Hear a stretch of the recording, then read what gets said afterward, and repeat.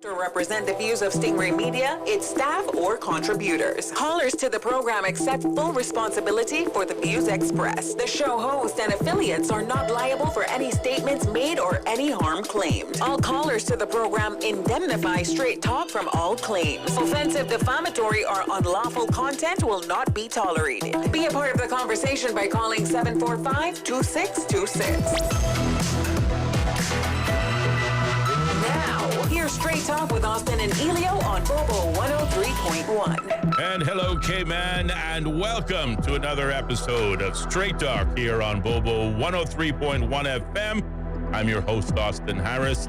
And I'm Ellio Solomon, and welcome to Straight Talk. How are you today, Mr. Harris? I'm well, Mr. Solomon. Trust you had an enjoyable day today. Maybe enjoyed a little bit of this glorious rain that seemed to have come down for much of the early morning anyway. Yeah. The liquid sunshine always has an effect on construction, especially, I can assure you. It was a relaxing day, not much you could do other than that. But I did get something started in the afternoon. Yes, well, I noticed the sun was winning the battle over the clouds and peeking its little eye out and started to warm things up pretty quick. But grateful for what was a beautiful start to our Tuesday. Rain is a good thing, as the country song likes to say.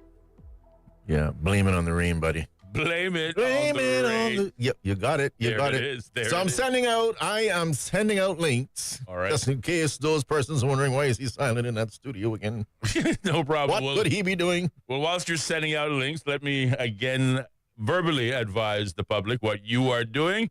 Welcome to Straight Talk. Of course, we are broadcasting live on your radio dial, 103.1 FM on Bobo, but also simulcasting live over YouTube, Instagram, and Facebook at the search words Straight Talk Radio Show.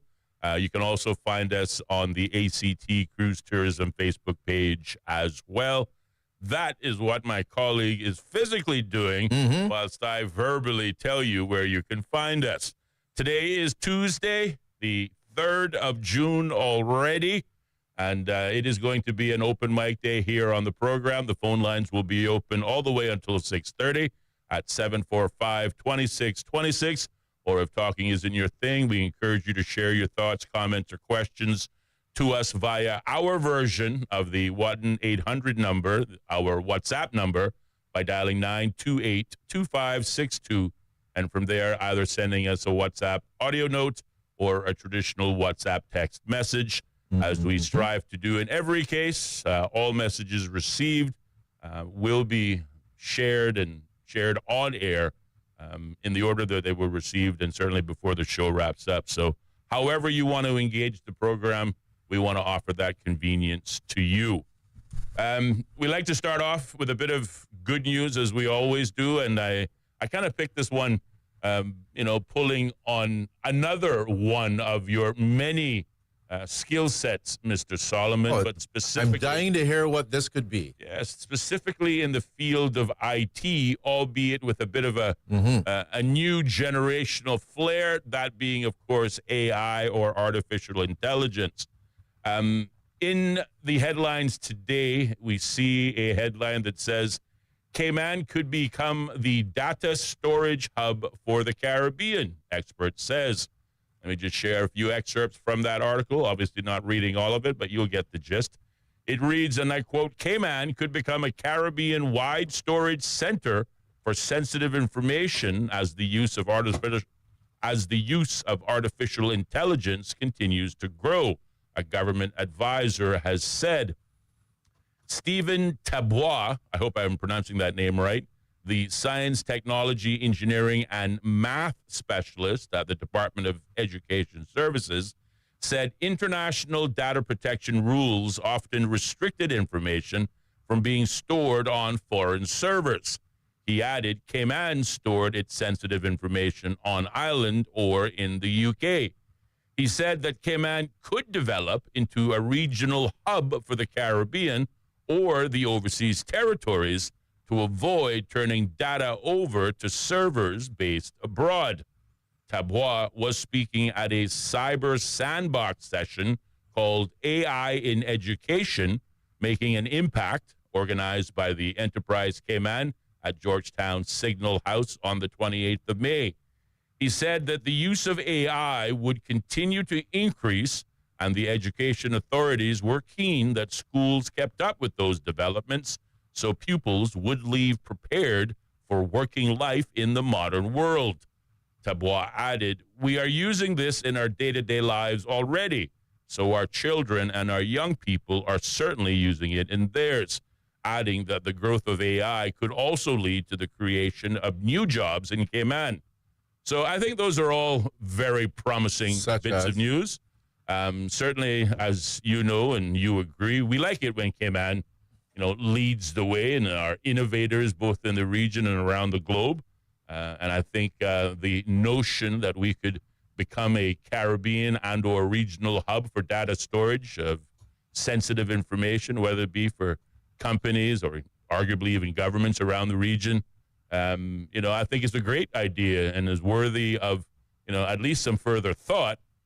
But I also am impressed and pleased that someone within the education services, i.e. the schools, are recognizing the growth of AI as a technology, just like it was with us and maybe our parents who maybe we don't understand social media. I remember when Facebook, first came on the scene, and I avoided it like the plague. I think you and I were on crosstalk at the time when it started to make its emergence, and everyone around us was saying, you got to use this tool. You got to, update it with information just like you update your shows because it's going to, increase You were your reach. probably on there with someone else at the time, Austin. No, that was you. It was No, you're mixing me up. It was always you. Don't mix me up, man. Oh man, it was always you, brother. Always you. There's nobody. You had a couple of replacements. I had one or two along the way, but nobody. It was like a square peg in a round hole. All right, it really was. Nobody quite, grooved and vibed. There was no chemistry, kind of like with you and I.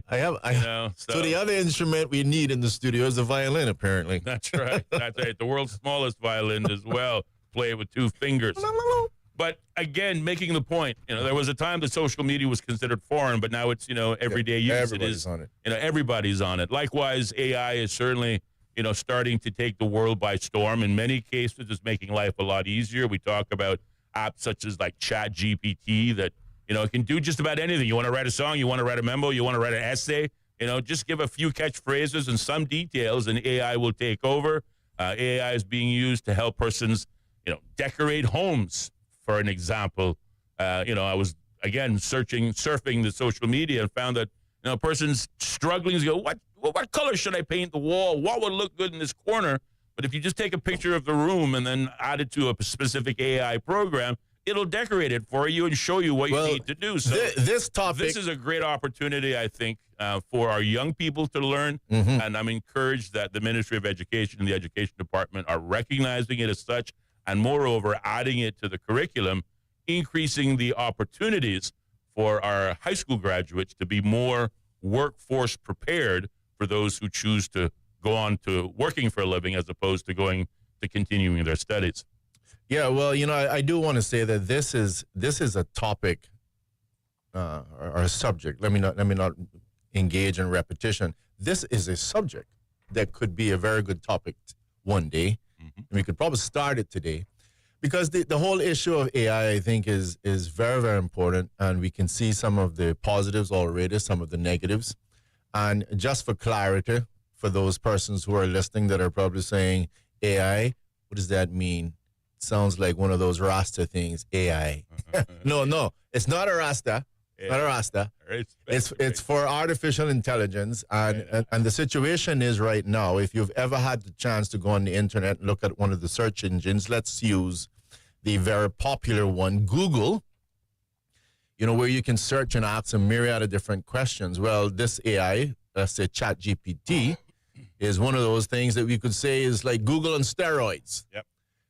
Much more responsive. It's almost like you're chatting with a human being at this point in time, and it will only continue to get better. But that said, I'd like to highlight, to me, ChatGPT, the internet, the computers, etc., are all good if you're using it to help facilitate you in your learning process. I think it is a harm, to say the least, if you're going to let it do the work for you. Mm-hmm. If you're going to let it do the thinking on your behalf, I think you're only hurting yourself. Correct. you should be looking and saying, how can I help? I need to do some research. So you want to do that research, but it speeds up the research for you. But you don't want to stop reading and learning for yourself. And you should be asking it, well, help me to improve my thinking process. You can get it to do just about whatever it is. Right. As long as you are the one doing the critical thinking and not depending on the it. program. Right. So even in terms of writing a letter, you should practice writing your letters. No, you can say to ChatGPT, tell you what, write this letter for me. Let me see how you write it. And then you could analyze it and say, I like that. Mm-hmm. Can you tweak this? Can you tweak that? But if you're not getting better every day at something, I'm quite firm in pretty much saying you're not going anywhere. And in the world, it's no such thing as not going anywhere. You're shrinking. Because otherwise, we're all just going to be running around talking to each other. And really, we're not talking to each other anymore. We're now chatting with ChatGPT, having 123 million sessions all at one point in time. And that, I think, would just be most unfortunate. So for what it's worth, that's what I would like to say there, is that it is a good thing. And I think we need to get our kids utilizing it in the schools. But it has to be supervised. It should be monitored. And it should be a case that is this helping me to be a better learner? Is it helping to educate me? Or am I just using it to make me lazy? You make an excellent point on both fronts. First of all, the critical thinking aspect. Don't give up our ability to engage in critical thinking, to learn from our own, to obviously, continue the love of reading and, answering your own questions by going down that journey yourself rather than depending on a computer program, algorithm, otherwise. It reminds us of, the use of calculators in school. At one time, arithmetic, as we used to call it in this part of the world, was done with an abacus or in your head, right. Or you do the little stick man, and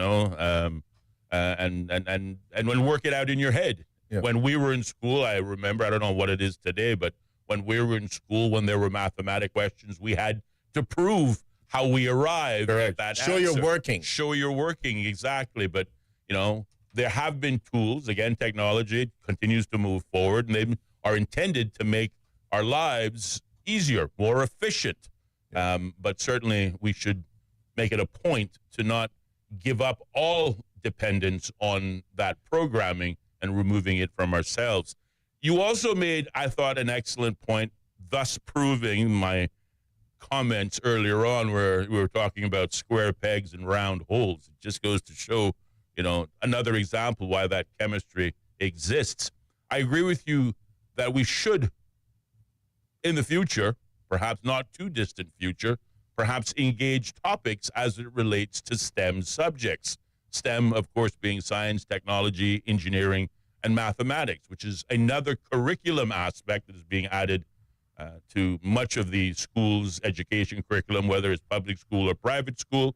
We see things such as robotics in the Cayman Islands being taught, programming and code being taught, and now, of course, AI being another relevant knowledge-based product that clearly we can generate employment from it and skills to go with it.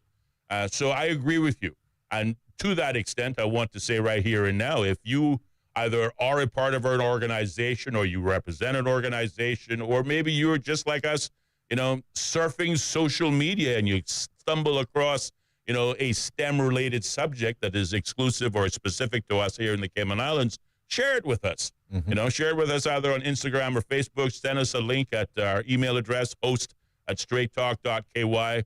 Clearly, if you are a company providing the services, we want to hear from you. And maybe we want to feature you as we engage in this new subject of how our young people learn, and in particular, those useful skills that can follow on to become useful careers for the next generation of Caymanians. Yeah, I think one of the concerns that we should have is the fact that we're building ourselves so technologically dependent, and at the same time, we don't understand it.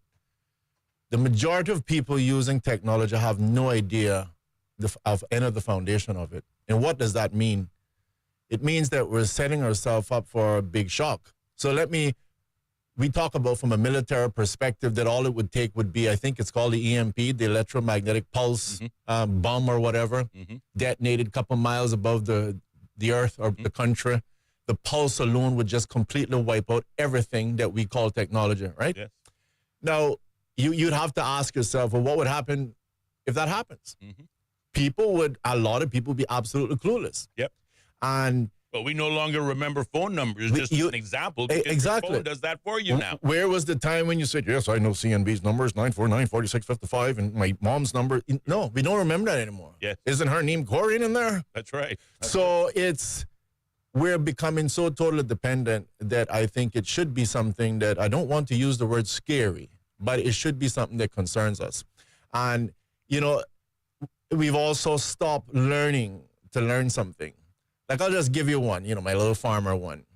If I put you in the bush, Mr. Harris, and I ask you to find something to eat, other than the obvious mango that you might know, just some leaves that grows on the trees, well, how would you find that? How would you know what you can eat? Right. Well, I'll give you one good way.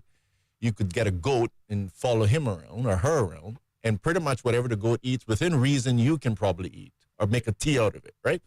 And there's ways and things that we develop something. And a fruit that you can eat, for example, you can eat and boil the leaves, et cetera, et cetera. And there's certain things fundamental that we are just missing out.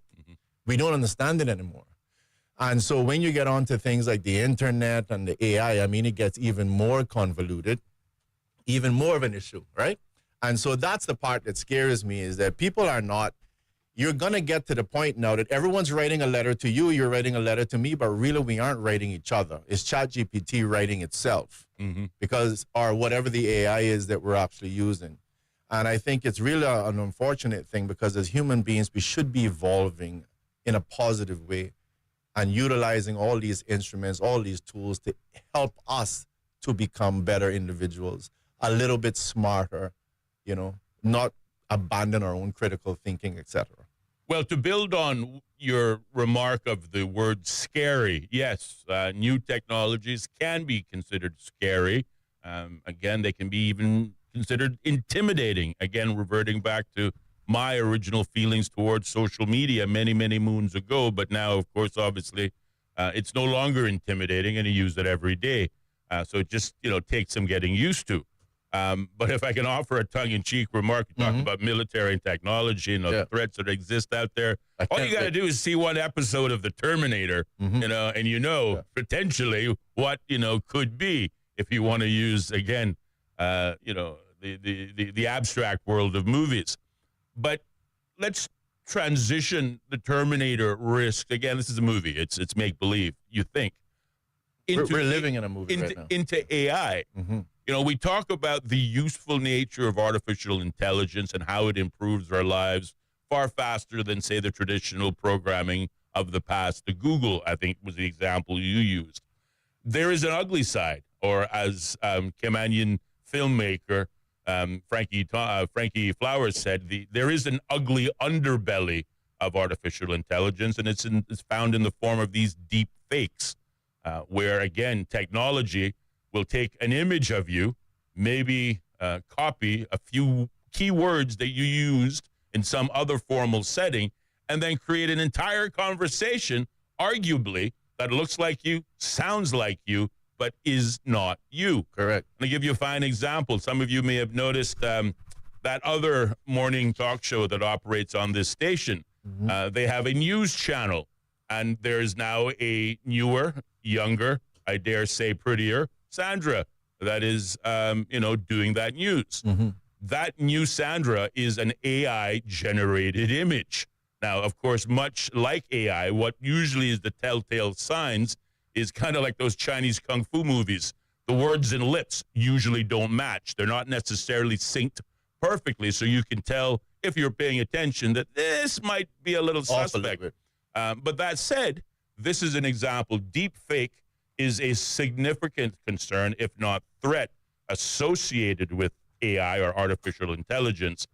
So with all good that technology brings, there's always the potential for someone to abuse it and use it for nefarious purposes. So we have to be cognizant of that. that is a very good point as well. And I'm glad you raise it, because as you look at AI in terms of all of the fake things that can potentially come out of it, the scams, etc., you can see where that's going to offer new challenges for society and for governments. And does Cayman want to wait for some other country to do it, or do we want to take a step forward first and say, hey, we're going to make it that if you do certain things utilizing AI, that it carries a criminal penalty. Yes. Because you are going to get a lot of those things. And a person should be able to know that, if one could argue that if I am seeing a broadcaster and giving the news and it looks legitimate, it should be legitimate. Right. And I'm not necessarily being scammed. And not necessarily that in this particular case, as you've highlighted, that the content might be scammy, just in terms of the person who's presenting it. But it shows you again the challenges that the governments of the future is going to have, because you have to deal with it. I remember having a similar discussion with someone about cell phones.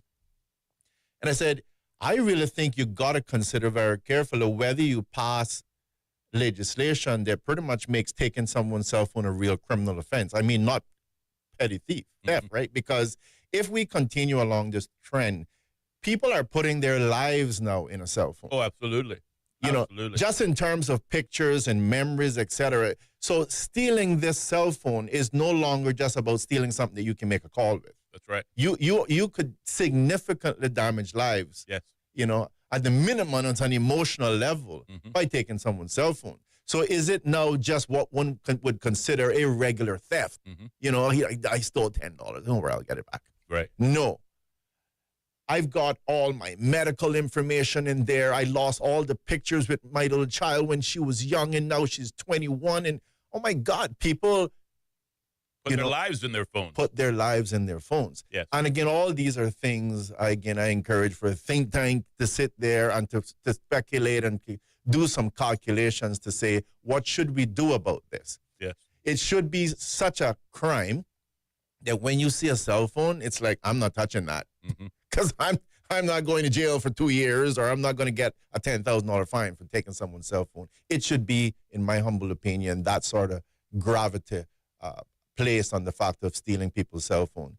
And I dare say that if the trend continues, and I will stress that you've got persons like Elon Musk who's banking on the Neuralink, and Bill Gates is dealing with the biological tattoo, and there's different people believe the future might go somewhere different. I think Tim Cook believes it's going to stay with the cell phone. But either way, if we deal with the cell phone one, as we concentrate and converge even more things in this in the future, all your banking information, your this and your that, it only becomes even more vital to look at what you should do with this. And I want to say this, Mr. Harris, because this kind of picks up on a little bit of a conversation you and I were having just before we started the program. And I will use my good friend that called in the program the other day, and I love her little caption of, as sure as Christ died for the sinners, Austin. Yes. But she called and she said something very significant. And she said, so why didn't I call in the talk show? Not enough gossip or what? Right. I want to make it clear to the public that very poignant remarks made by her. Absolutely, great remark. I'm glad you raised it, because a lot of people, it may have just completely gone over their head. Yeah, it might have went over their head. Break it down for us. But it is, as much as it is, I would like to believe, amongst other things, that what the lady may very well have been saying is, why people aren't calling? This is something worth of calling. I would like to say that's what she's saying, because she was calling. Yes. And we have become a world, when we look at this media, and I was just looking at something again on one of the media houses, to say the least, two kids going and beating each other up. Yep. What kind of a world are we really becoming? That the only thing that we can thrive on now is to hear something negative about somebody else, watch some slush porn, and the list goes on. I want to just share an absolute story with the public. Clickbait. Be clear about this. I grew up in Watlers Road. This wasn't something that I had a choice. I understand from my parents that when I was a kid, that would have been a reasonably decent area like any other area, but it got a stigma on it, to say the least. And therefore, I grew up in what many persons would have termed to be the ghetto. And it was something for me to thrive or to strive to get out of the ghetto. And the ghetto would have been getting up every morning, and the first things you're hearing, amongst other things, thank God not in my household, but you got up first thing and it was, what number play? It was drugs. It was marijuana. It was cocaine. It was prostitution. I strived all my life to come out of the ghetto, and I made it out of the ghetto. Yeah. And what saddens me today is that I'm now being surrounded very quickly by a bigger ghetto. The whole of it came on. I mean, even the vote for marijuana is like, is this the same country I grew up in? Mm-hmm. Wouldn't you have been classed ghetto to even be talking about smoking marijuana? And again, we talk about this proverbial, frog in the water. If you throw him in the hot one, he jumps out. But if you take it there and you turn the temperature up slowly, he stays there until he cooks. Mm-hmm. So I'm going to say to this country that what I'm seeing right now is the Cayman Islands is becoming one big, huge ghetto in terms of this way of thinking, that we have to be able to be tuning in to get our daily dose, our daily high of seeing what something negative is happening in somebody else's life so that perhaps we can feel a little bit better about ourselves. And I'd like to stress, and you can correct me if I'm wrong, but my colleague and I start this show because just as we did in the past, we believe that a society should have some good rhetoric. It should be good intellectual discussion. It should be a case that every day I walk away feeling a little bit smarter, knowing I'm a little bit smarter today than I was yesterday because of something I listened to. Yes. It shouldn't be a case that you have to be wondering, like, what did I just endure here? And what did I actually learn? I learned nothing other than some gossip, some nonsense about somebody else. And before I followed the advice of some people to simply say, hey, maybe we need to go down that road so we can get popular, I'm not going there. Right. I'd rather just be clear. I have no qualms about shutting this program down. There's no pride attached to it.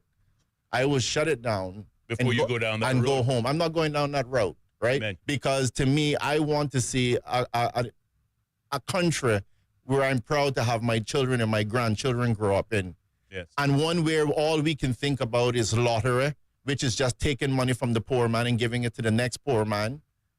And marijuana that I grew up with, that at the end of the day, I've never seen except for 2 people in my entire life. I've only seen 2 people progress that are smoking marijuana. Everyone else has fallen to the wayside. And alcoholism that has done nothing except, destroy lives again. I'm sorry. I'm not going to do anything to promote those things. I'm happy to go on my farm, as Mr. Tibbets used to say, go pick my cassavas and peppers. I'm not going to go down that road, and no one's going to force me to go down that road. But I would hope that there's a small percentage of people, just like on that vote in the referendum. Here's my goal and my prayer.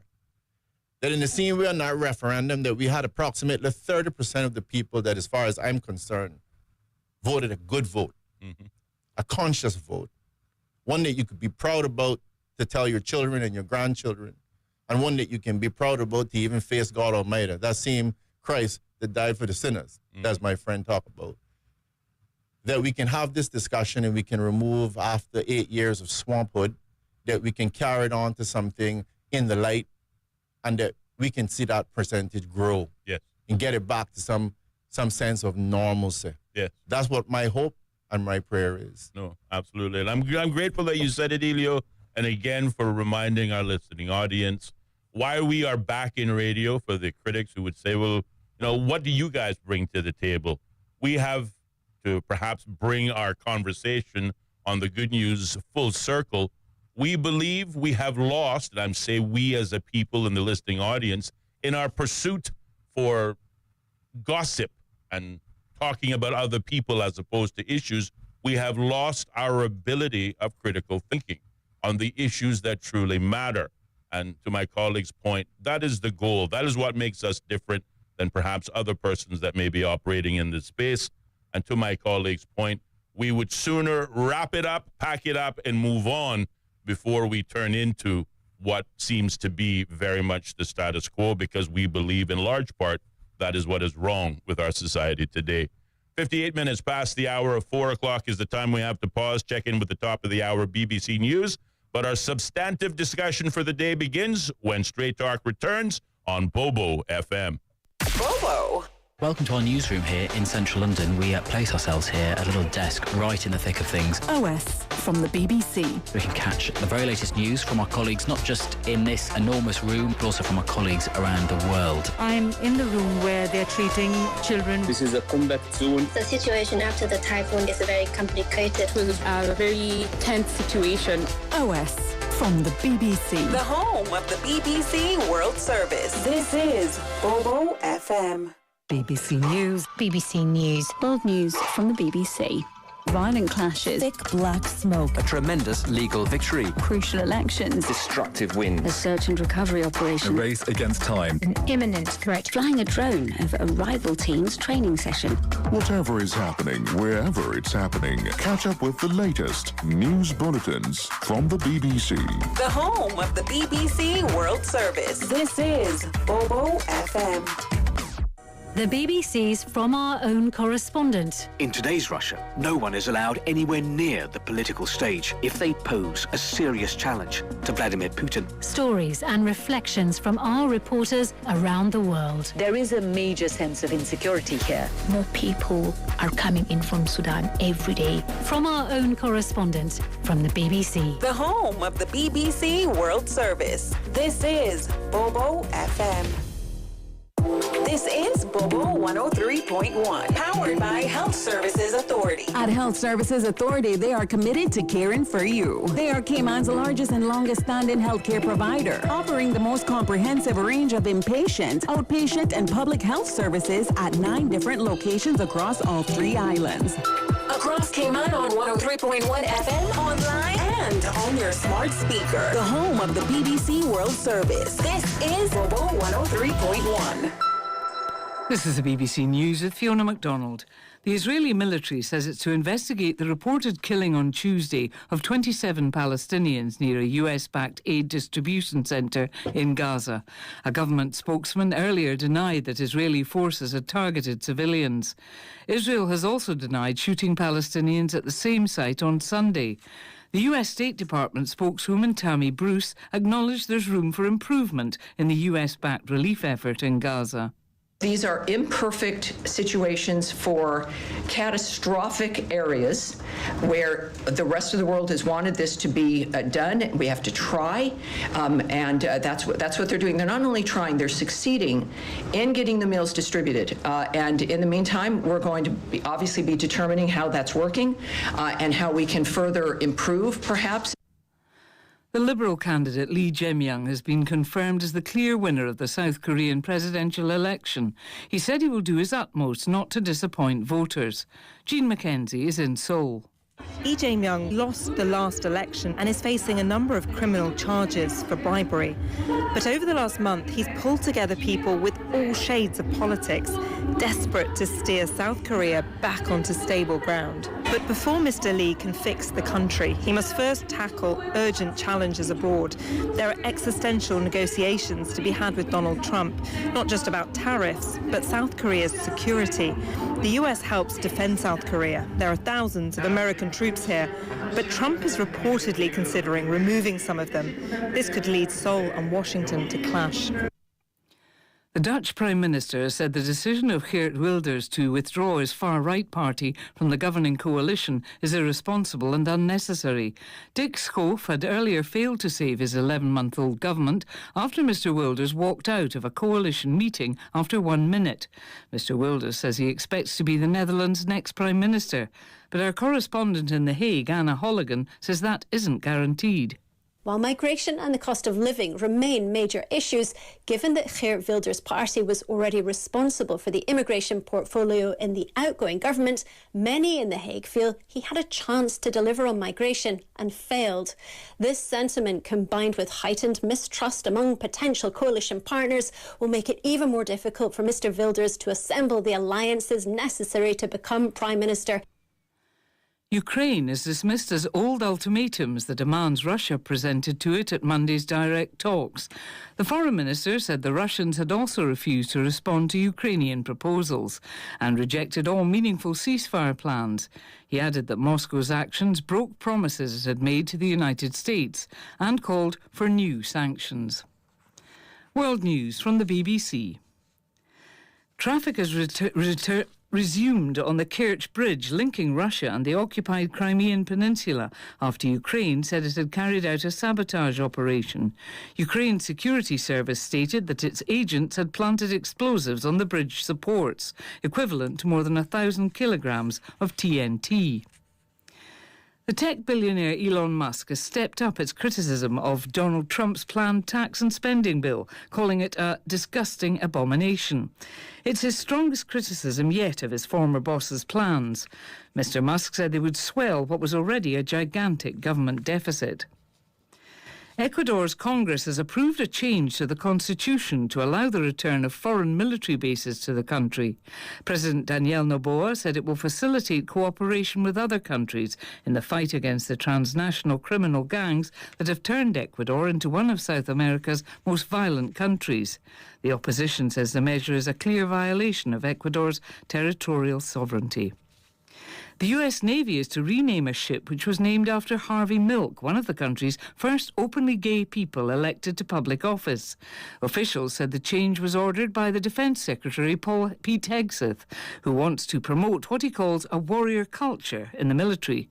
Here's Grant Ferret.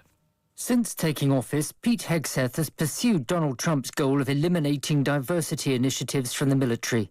He's yet to comment on the planned renaming, but it's thought other Navy ships in the same oil tanker class are also likely to undergo name changes. The veteran Democrat Nancy Pelosi described the planned renaming as shameful and vindictive. Harvey Milk served in the US Navy in the 1950s before being questioned about his sexuality and discharged. 2 decades later, he was elected to public office in San Francisco. He was shot dead in 1978.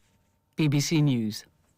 The views and opinions expressed on Straight Talk with Austin and Ellio do not necessarily reflect or represent the views of Stingray Media, its staff, or contributors. Callers to the program accept full responsibility for the views expressed. The show host and affiliates are not liable for any statements made or any harm claimed. All callers to the program indemnify Straight Talk from all claims. Offensive, defamatory, or unlawful content will not be tolerated. Be a part of the conversation by calling 745-2626.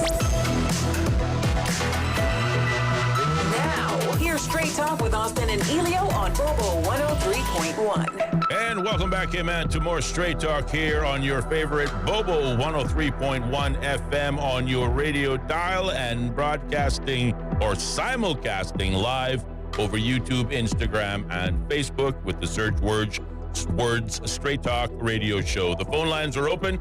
745-2626 is the number on this otherwise open mic Super Tuesday here on Straight Talk. Or you could take advantage of our WhatsApp number and give us a buzz at 928-2562. From there, you have 2 options. You can either send us a WhatsApp audio note or a traditional WhatsApp text message. Either way, we will share your thoughts, comments, or questions on the air before we sign off at 6:30. Moving on away from perhaps our good news subjects and perhaps on to some of our more, I guess, thought-provoking conversations. Ellio, I believe you had some thoughts as it relates to what we have been hearing much for the last few days. Certainly, immigration reform seeming to feature high on the priority list for the new National Coalition for Caymanians, albeit we have not yet seen, nor has anyone seen, their strategic policy statement, which hopefully we will see in hopefully a few weeks from today.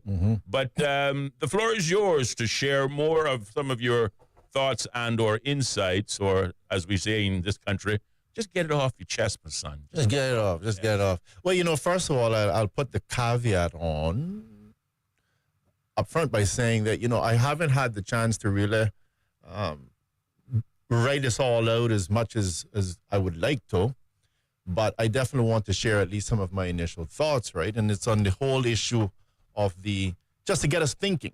Yes. I love thinking. Hopefully you'll join me. Of course. I'll try, buddy. But the whole issue is this rollover policy. And first of all, I want to make sure that I stress as well that my comments are not in any way directed specifically to this government about the rollover policy. I think it's only the recent announcement that kind of brings it to the surface again. Yes. But just to take you a little bit back in time, and we did have the opportunity to have a wonderful conversation with, again, Mr. Nick Joseph, who, again, is an expert in immigration law, and we thank him very much for coming on the program and sharing much of his knowledge and experience as well. And again, I will also stress as well as I pointed away from the government, that it's nothing different in terms of my comments. I'm not pointing them either at Mr. Nick Joseph either. But here, if we go back in time, and I remember my colleague and I being on the radio, that being Austin and I on the radio back in that sort of 2006, 2007 time frame. And at the time, we would have had the chief immigration officer, Mr. O.C., and the government of the day, and we chatted about the rollover policy. And I remember hearing somewhere in the back of my mind that Bermuda was doing it. Also heard that we needed to have a rollover policy. In other words, persons would work 7 years and then get rolled over. And that the reason why this had to be done, and this was stated with great clarity, this had to be done because if persons are allowed to stay in the country 10 years or more, that they would have to be guaranteed right of tenure. That's the way it was presented to me. And I think that we can reach the conclusion today that that is not really the case. It's not 100% universal truth that because the person stays in your country for 10 years, that they're guaranteed to get right of tenure. Perhaps arguably proof of that is the fact that if we're actually thinking right now of making it that you don't get rolled over until 10 years, well, then that would probably be the proof that we need. Right. Because if 10 years was that scary number, we should do our best to not get too close to it. And we moved from 7. I think we jumped 8 and went to 9. And now we've nudged forward to 10. You know, at this rate, we might be getting to 25 pretty soon. But either way, let's remove off the table the fact that you need to come out of the country by 10 years or somehow you're going to be guaranteed right to tenure, proven to be false.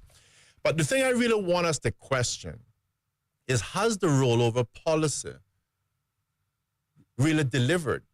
What has it really created? And I think we have a very unique situation here. So first of all, we would ask ourselves, what happened now when we got some of these workers? And here are some of the things, some of the unintended consequences that I've documented of the rollover policy. And I'll stress as well that I know that in saying this, I perhaps will stir a little bit of an ant's nest, and some persons will not necessarily be happy to be hearing these things. And why do I say that? Because I think a lot of times as Caymanians, and I've been guilty of this as well, it's very easy to get caught up in a specific narrative. And that if it sounds like somehow you're biting the other guy, beating the other guy, punishing the other guy, making it a little bit more difficult, a lot of times Caymanians will feel better. You know, it's like, yes, somebody's looking out for us. But in fact, it may not necessarily be the case. So I think that we lost experienced and loyal workers. Many expatriates who contributed positively and integrated into the society were forced to leave. After 7 years, the replacement often lacked comparable experience, causing disruptions in productivity. We also ended up with a more detached workforce. We ended up in terms of, and that again is the policy has led to a rotating pool of short-term workers, many of whom are less invested in the community. That has been eroded the social cohesion. We ended up in a case of increase in strategic applications. And let me focus on this one. I believe, and I think we have some anecdotal evidence that would suggest that the very fact that we implemented rollover actually created an environment that was encouraging persons now to feel like the clock is ticking on them, and many persons applying for PR where they may not necessarily have done so. And so you get all these strategic applications and stuff that have gone in. The unintended growth in PR and status application, reduce employer incentives to train Caymanians. Again, many persons getting on to the point that they just take advantage. Some businesses preferring the predictability of expatriate turnover, making them less likely to invest in long-term development of Caymanian talent. This undermines the local empowerment and workforce sustainability. Legal and bureaucratic complications. The policy enforcement has led to inconsistent decisions, long delays, and costly legal battles. These inefficiencies damage trust in the immigration system.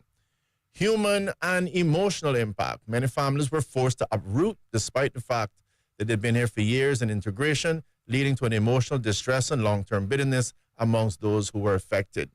So here in short, and I'm going to keep it very succinct, very short, if we look at the rollover policy, my arguments is that you're going to see that because of the rollover policy, we have gotten even more applications than we would have gotten normally. That what it has encouraged is a feeling like the clock is ticking on me, and so if I want to stay, even if I don't want, I'm not 100% sure, let me exercise the option, Mr. Harris, to just go ahead and apply just to keep my options open. We've got a lot of that. I think you also end up that the moment you say to someone, and I remember having this discussion similar with Cruz as well, what happens if you walk in and you know that you've only got 7 years in the country? You end up with a lot of people with a very short-term mentality. It becomes a matter of I'm going to take as much as I can take within a very short period of time. Yes. Because I don't see myself staying here. I don't see myself being a part of this community. So it becomes a more of a take what I can take mentality. And there are persons now who are going to say, well, Ellio, what makes you think it would have been different otherwise? And this is why the thought came to me. Because as I reflected on this whole issue of the rollover policy, and I heard the statements coming from Mr. Manderson, who's the deputy governor, and he should know, and correct me if I get it wrong, but he basically said that over 20 years, only 90 persons had gotten the permanent residency. Mm-hmm. And I thought to myself, hold on a second. We have a unique opportunity here. And what is that? We could almost it's not 100% perfect, but what we have with the civil service is almost a scenario where we can look at the service and see almost what would have happened had we not implemented a rollover policy. So we implemented a rollover policy in the private sector. We didn't implement one in the civil service, but same country, arguably some of the same people, and arguably within reason, similar structure. But here's how many persons we got. The deputy governor says it was 1,400 approximately expatriates within the civil service. And over 20 years, 90 persons got it. If you do the math on that, you get that means you had a 6.4% of persons who applied and were successful in getting PR within the civil service. What happened in the private sector in that period of time? In that same period of time within the private sector, you got 1.87% of the persons getting PR every year. A cumulative one is a total of 37.4%. So that means in the Cayman Islands, two separate areas, private sector, public sector. One area you end up where 6.4%, that's rounded off to 6%, applied and were successful in getting PR. Whereas in the private sector, it was 37% who applied and were successful. That, I think, is within reason, and it's not perfectly, as the economist would say, ceteris paribus, all things remaining the same. It's not 100% the same. But you can't overlook the fact that in one particular area, you get 6% applying and getting PR, and in the other area, you get 37%. I believe that in itself starts to point us, and at the minimum, it should warrant us giving some more thought to what we're really encouraging with it. One of the things we expressed, Mr. Harris, was we were concerned about, well, if you go ahead and you implement the rollover policy, where exactly and when does it start? And does that mean that persons are going to employ what we might say is all the trickery, in terms of pregnancies and the this and that, in terms of trying to go ahead and get their permanent residence? Am I correct? Yes. Okay. In that same vein, why are we thinking about it? We're thinking about it because we know that it's not in there now, and we're wondering what the possible ramifications of now implementing it is going to be. And I dare throw this out, and again, I gave it in great summary, but 37%, my argument is that it's within the private sector. Because you implemented that rollover policy, it meant that amongst all of the other intended consequences, it meant that more people felt the clock on them and applied. And it created an atmosphere and an environment where more strategic applications are made, so that you end up in one area with almost 40% applying and being successful with permanent residency, as opposed to an area where persons could go in, they could work, They didn't feel pressured. The clock wasn't on them. 10 years passed, it's no problem. And maybe they were just sitting and thinking, yeah, it's time for me to go back home. I've enjoyed it. And some, of course, naturally felt that they wanted to stay. But in that environment where there was no clock beating, and let's give a simplistic analogy. And this is where I talked about with the cruise. If a person comes here and they feel they've got several good hours of play, they walk around and they can take their time and they can make certain purchases and they can do things, but because the clock isn't on. But the moment I bring you in that environment and I say, we've only got an hour, you can feel the stress on you. You can feel the rush. You're not really enjoying yourself anymore because that clock is ticking and I only have 1 hour. I think you create a similar environment when you say to someone, you can only come here for 7 years. You create, first of all, that I come in and I feel immediately that I really can't, there's a very slim chance of me becoming a part of this society. And because I'm here for a very short period of time, I need to get what I can get for myself in my country within these 7 years. And we can imagine some of the things that creates. Whereas if it was not the case, I know what your immediate reaction is. Like Cayman would say, yeah, but if you don't have that, they're going to stay here forever. But I'm saying to you that the evidence is showing something different. Yes. I'm saying to you that that's what your feeling is. But I'm saying the evidence shows something different. The evidence in the Cayman Islands, because of the bubble that normally exists within the government, we have a chance to see something that ordinarily you wouldn't be able to see. And the bubble says the same people technically living in this country, I mirror one of Austin in the private sector, and I mirror Austin in the public sector. The Austin in the public sector, 6% of the times applied. But the Austin in the private sector applied 37%. It surely had, and the only difference is one had a clock ticking and the other one didn't. So I would dare say to you, as that little bit of data can offer, and again, like I would be the first to admit, we can do more research on it. But I think that surface data tells us that the rollover policy is forcing us to get more and more persons getting permanent residence and not less. Agreed. It is increasing the amount of people that are going to get permanent residency. And a similar argument that you made during the discussion about marijuana, we're also on top of that, increasing the backlog, the work in the immigration, the courts, everything is getting more load on top of that as people fight in battle because the clock is ticking. And so you and I all know listening that if I put you to, I don't know, throw balls into a bucket, that's all you got to do is throw the ball in the bucket. It's totally different if you feel that there's no rush as opposed to there's a clock on the wall ticking. One makes you much more nervous, much more stressed, and you do things under that stress that ordinarily you may not have done. I might go right now as a Caymanian and live in any other country, and I don't intend to stay there forever. I might stay there 10 years, 15 years, and then I just say, you know what, I want to go back home to my country. But at the end of the day, you put the clock ticking, and I still like the place, I might start to make the application simply to keep my options open. We are increasing the amount of persons that are going to be able to say the Cayman Islands is my home. And to the person, again, our good friend that called the program, we're also ending up with a lot of pregnant women walking around and all sorts of things as people find their own strategic ways to be able to stay in the Cayman Islands. So in a very general way, Mr. Harris, that's part of my delivery on this rollover. I haven't labored it. I'm happy to labor it if you have any questions, but I think it perhaps succinctly points us in the right direction where I want our thoughts to go. Well, we do have a question, just came in from a member of the listening audience, but let me just comment on what you just said.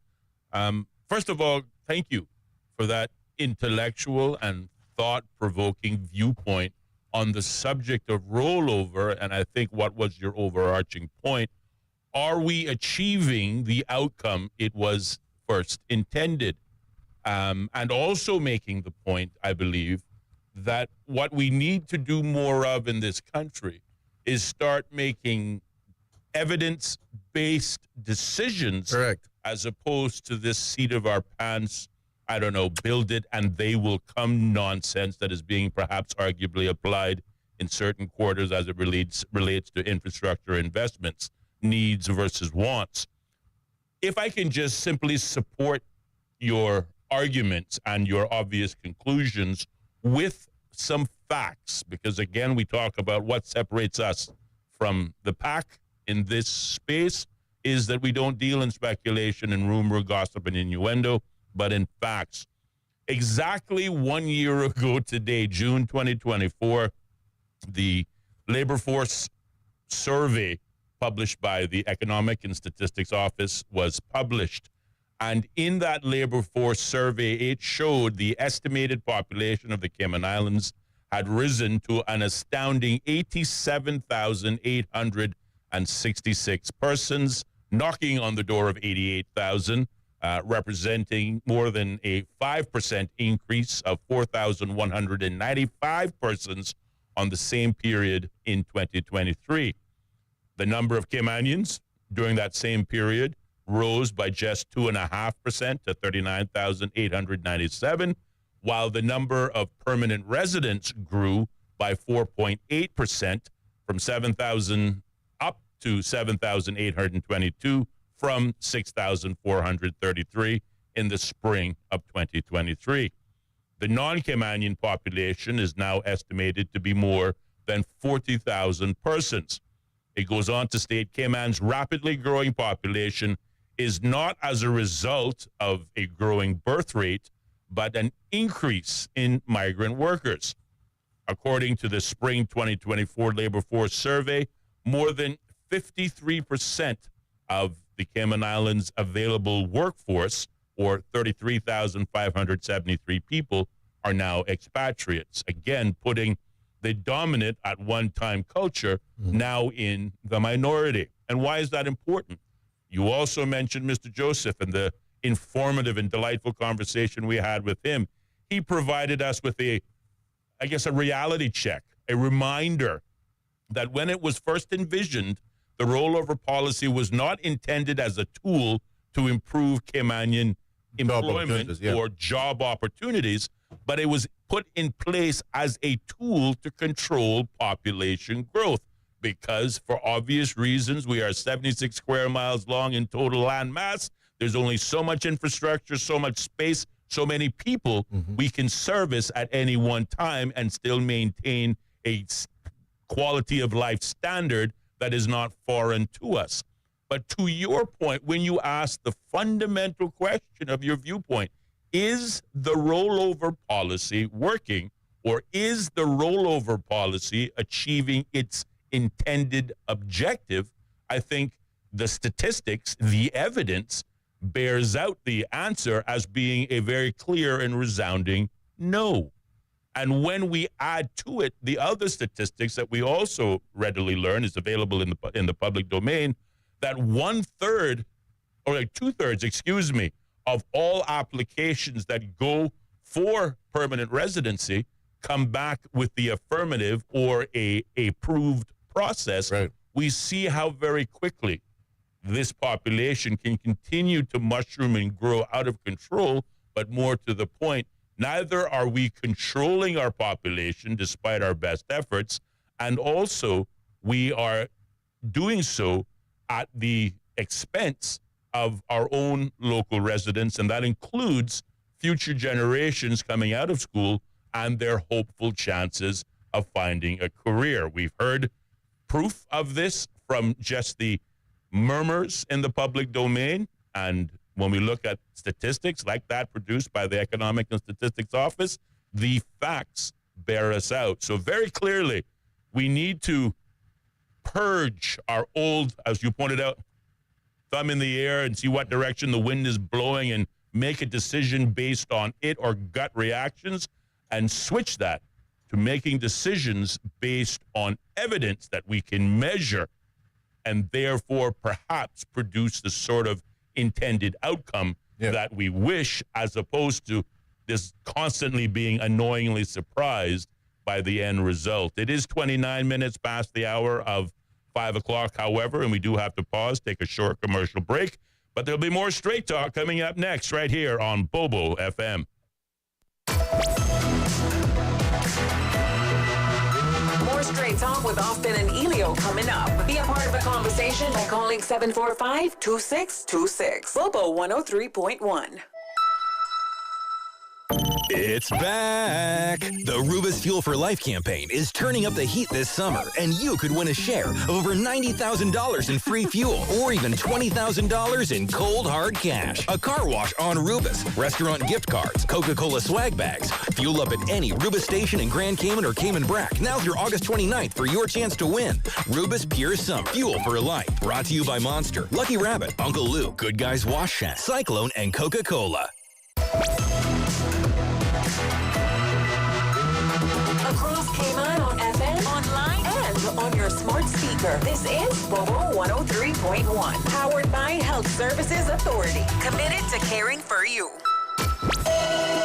The views and opinions expressed on Straight Talk with Austin and Ellio do not necessarily reflect or represent the views of Stingray Media, its staff, or contributors. Callers to the program accept full responsibility for the views expressed. The show host and affiliates are not liable for any statements made or any harm claimed. All callers to the program indemnify Straight Talk from all claims. Offensive, defamatory, or unlawful content will not be tolerated. Be a part of the conversation by calling 745-2626.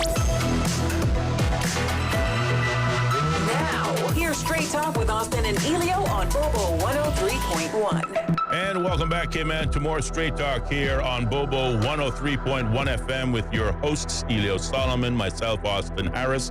The phone lines are open, 745-2626, or you can reach out to us on our WhatsApp number by dialing 928-2562. And from there, either sharing us a WhatsApp audio note or a traditional WhatsApp text message. Either way, your thoughts, comments, and questions will be added into our ongoing conversation. The present subject or discussion on the table right now is one of a viewpoint emanating from your host here on the program, specifically my colleague Ellio Solomon, asking the question, is the rollover policy working?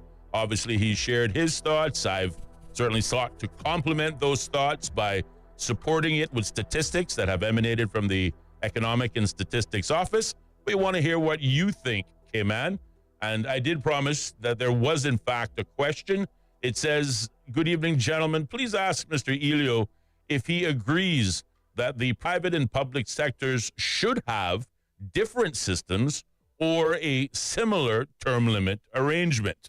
Mr. Solomon, again, picking your brain. You know, again, I think it's a very good question, and it's fundamentally what I'm trying to raise and address today.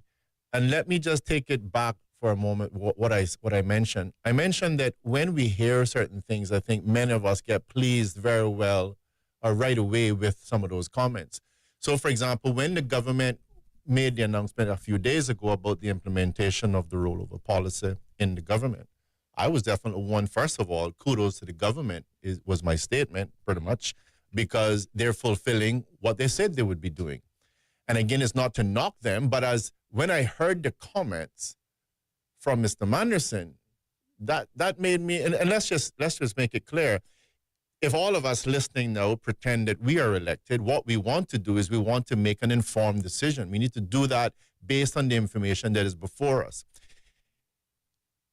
Hearing Mr. Manderson come and make the statement, if I got it correct, that there are 1,400 expatriates and that over 20 years, only 90 people applied and was successful. Over how many? 90 years? 90? Over 20 years. 20 years. 90 persons. Yeah. This is what I'm basing it on. My dyslexia acting up again. No, that's fine. That's fine. This is a palindrome, so we can do it either way. Thank you. Appreciate it. The bottom line of it is 6% got it. Yep. In the private sector, 37% got it. I'll tell you what I would say. I would encourage any government to say, you know what we need to do?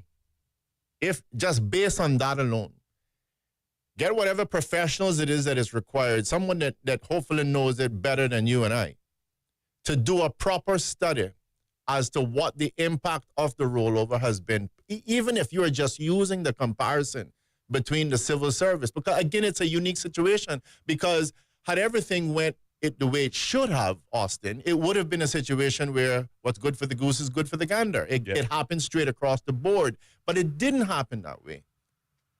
And in this particular case, it gives us an opportunity for a unique insight that we may not have had otherwise. Yes. And this is an opportunity, and I've said this about COVID, I've said this about Ivan. if we don't become a country to start looking and seeing what we can learn from these things, we're going to just make a lot of mistakes. And so this creates a very unique opportunity for us to say, hold on a second. What is different here? Tell me that there's something different, because there's a big difference between 6 and 36 or 6 and 37. When I checked last, 6 is 36. Yes. That's 600 and something percent. Somewhere thereabout. That's a big, huge difference. Sure. In other words, if you say, 600% more people got it in the private sector compared to the public sector. No, my friend. This needs to be revisited. So just like how you're going to get up and say you do an environmental impact assessment, well, I'm going to say let's do a regulatory impact assessment on this. Or social impact assessment. That too. Yes. Which would involve that, right? Because to do that RIA, you would be sitting and doing, to your point, looking at the social, the economic, etc. Mm-hmm. So that you can sit and say, what's the impact of this? What has it gained us? And let me just give you some examples of where all this gets skewed. I've heard Caymanians that will say they need to raise the minimum wage, but only for Caymanians because we need it. And that sounds good. But anyone with half-day schooling in economics will tell you that doesn't really make a lot of sense. Because if the average guy out there is going to make 6 and you're Caymanian, you're going to make 12 because you're special, well, no one's going to hire you. Why would I hire a $12 guy instead of a $6 guy? I'll hire 2 people to replace you. Mm-hmm. You would only be guaranteeing that you wouldn't get a job. But you can see at the surface, it sounds good. Right. I'll give you another weird one. I remember, I won't call his name because I haven't got permission, but I remember a colleague and I discussing this issue. Work permits. Do we understand that when an individual gets a work permit, it pretty much gives the employer a level of thumb over them? The real restriction is mobility. So in other words, generally speaking, the work permit prevents the person to a great extent from moving from place to place. That pretty much guarantees the employer that this guy doesn't get to go anywhere for a certain period of time. What's the problem with the Caymanian? He has mobility. I can hire him today and he can be gone tomorrow. He has mobility. But the mobility works against you, right?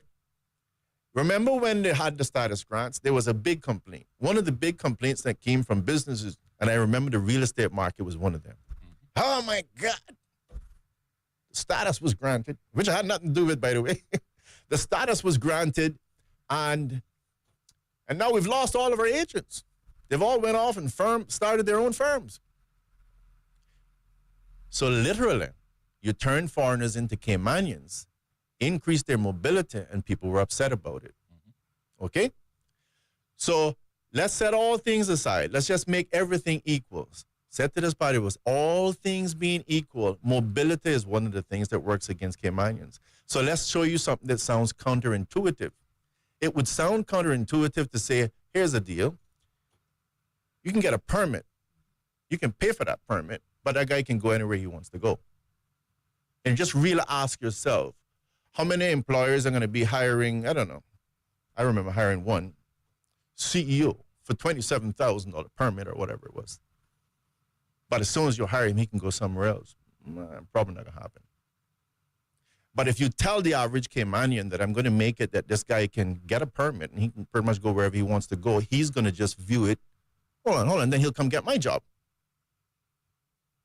On one hand, you could say that, but you haven't put all the other pieces in the wrong. And what's going to happen is that people are not even going to want to hire that guy because he's going to say, hold on, let me see if I get this right. I got 2 people that got the same level of mobility, but I got to pay more for one guy, and I don't have to pay for the other guy. Well, I start making economic decisions. And so the simple point I'm making there is there's things that sounds one way, but in fact, it works another way. And I would dare argue that based on the limited information that I have, that has been presented by the deputy governor, which I'm going to take him at the veracity of his statement, and he knows what he's talking about. And looking at the data that he has produced of a 6% over 20 years versus a 37% over 20 years in the private sector, that I'm going to say to you that that information points to the fact that if you just let it go. And I know this is a very uncomfortable feeling. And I'll give one more example. I asked myself, and you probably like this example. You're a football man, as an American football. You ask yourself, why does this guy get paid so much money? And I remember watching a guy do a jump. He's flying through the air to catch a ball. And I looked at him and I said, you know what's supposed to happen now? Natural instinct is supposed to play in, and he's supposed to put his feet out in front of him to stop himself from getting hurt. But he doesn't do that. No, he doesn't do that. You know why? Because he's a professional. Right. So he just grabs the ball, allows his legs to be completely paralyzed, and allows himself to fall thud straight on the ground. But by doing so, he's in the line. If he does what is 100% natural, he will be out of the line. Yeah. If he does what feels totally wrong, take that whatever lick, I don't want to give the adjective, he is a professional and he wins the touchdown. Yeah. And I'm saying to you, such is life. If we were sometime to just let it go, I know it makes you feel uncomfortable, but I'm saying to you, a lot of these protectionism mechanisms are only hurting you. Mm-hmm. It makes you feel good, but it's not really helping you. Because what that anecdotal data tells us is that if the average guy comes here, just like the civil service, and is allowed to work, majority of them, I dare say 94% of them are not going to stay. Go talk to the average person. I'll bet you even find a lot of them that are here. And I remember one particular lady, she's from Jamaica. I asked her. She said, well, when I did, at the late, I won't go back. I won't be buried in Jamaica. Still won't be buried in Jamaica. And I'm going to dare say that a lot of persons, just like that civil service, 94% arguably may very well not apply for it. But again, don't take my word. I'm not trained in the area. Even though I have done a little bit of consulting, that's not my area of expertise. I would say to you, hire the experts to do a proper regulatory impact assessment that, as my colleague has quite rightly spelled it out, would include the social, economic, and all these ramifications so that we can make, to his point again, an evidence-based decision. Let's get away from the feeling and get down to the evidence of really what it is that's going to happen. I saw something just happen in relation to Cruz, and again, I think it happened because, again, it's a feeling. I've been hearing all this nonsense in the media, and I just have a feeling, and no one listened to the evidence that there's no rock there. There's nothing there. Right. I just told you there's nothing there. Correct. Indeed. Before we get too far down the rabbit hole in this conversation, which I think is very interesting, very informative, and certainly to inform the public, has really been created very organically between Mr. Solomon and I. There was no strategic plan here and certainly no script.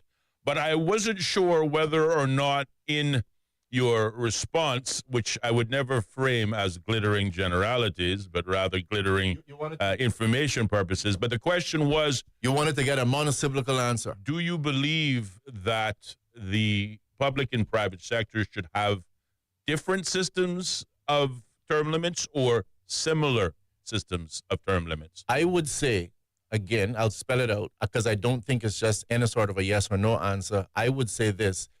I believe that arguably whatever system we have in the public sector or the private sector, it should be the same. I don't think you should have to create different systems. What I am saying is we have a wonderful opportunity right now, and I implore this government to exercise it. And I believe we have some very intelligent people that might be able to, consider exercising it. We have a wonderful opportunity right now to say, let's draw the brakes and let's just really do the evaluation, considering that we had a hybrid. We didn't intend to have that hybrid, but we had it. We have it. Study the data and see which system should win. But whatever the system is, yes, I believe it should be for both. Indeed. I just want to, and I thank you for that, and I thank the listener for asking the question. I just wanted to add to your conversation and your viewpoint, certainly your suggestion that the government should be encouraged to commission a survey that looks at the impacts of rollover. Has it achieved what it set out for? It should look at the impacts of population increase and what that means on the social, economic, demographic locally.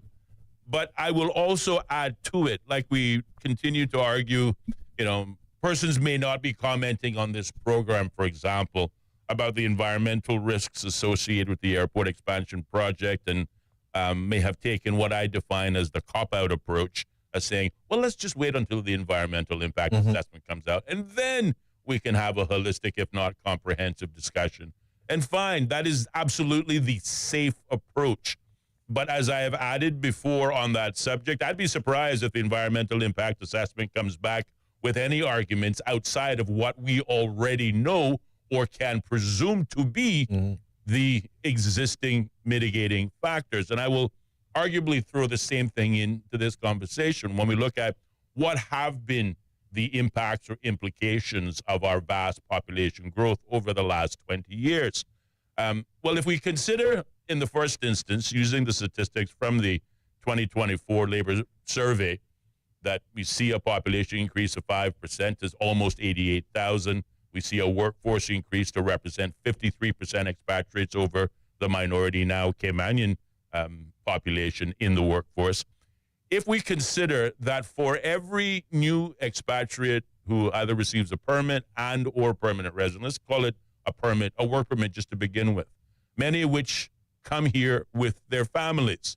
So the average family nucleus is 4 persons, a mother, a father, and 2 children. There are exceptions that can exceed from 4 to 5 or 6, and there are exceptions to the rule, but there are typically 4 persons using that as an average. All 4 of those persons, according to our law, could be added on as this individual's, the work permit holder's, dependents. So in the first instance, we see a demand on public resources for schools.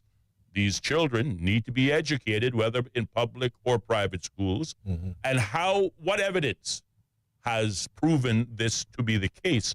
Well, we look at what has happened in the last 20 years, whether it be in the more recent 2 or 3 years where we see public and private schools suggesting we've run out of space. We've had to turn away applicants because we simply don't have the classroom space and resource to accommodate those demands that are being placed on it.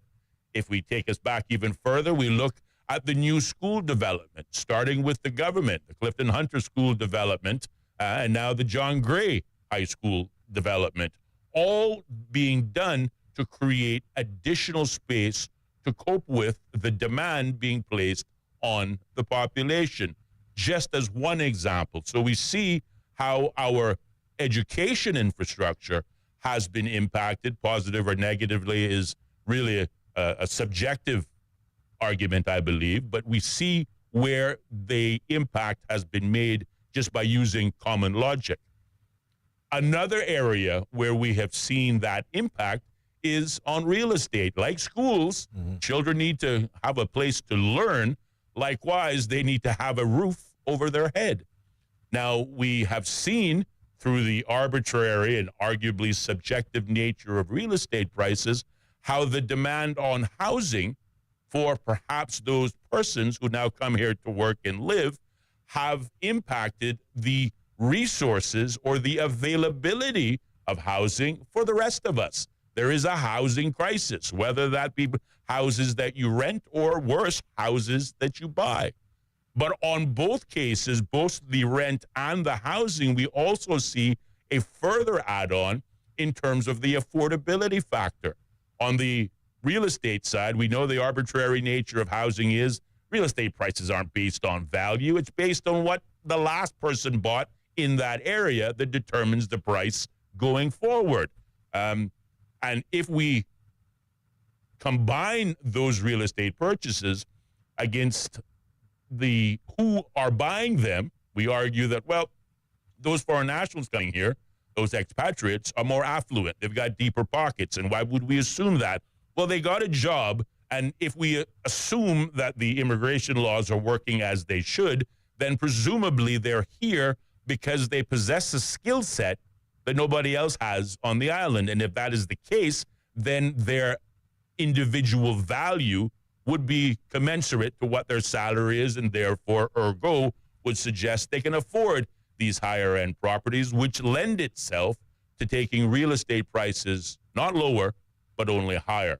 So just from a cursory observation of the landscape in which we all live in and subjects in which we have all either complained about or given notice to. There are shortages in housing. There are shortages in schooling. There are impacts, obviously, on our roadways, greater traffic congestion, and the list goes on. So whilst the survey would certainly guide and elevate the personal acceptance in terms of what does population growth really mean? I mean, we've had politicians of the past, at least one, who has suggested what we need is population 100,000. What we need is more, not less. What we need is more development, not less development. What we need is more development that goes vertical, not horizontal, and basically saying what we need to do is become the Singapore of the Caribbean.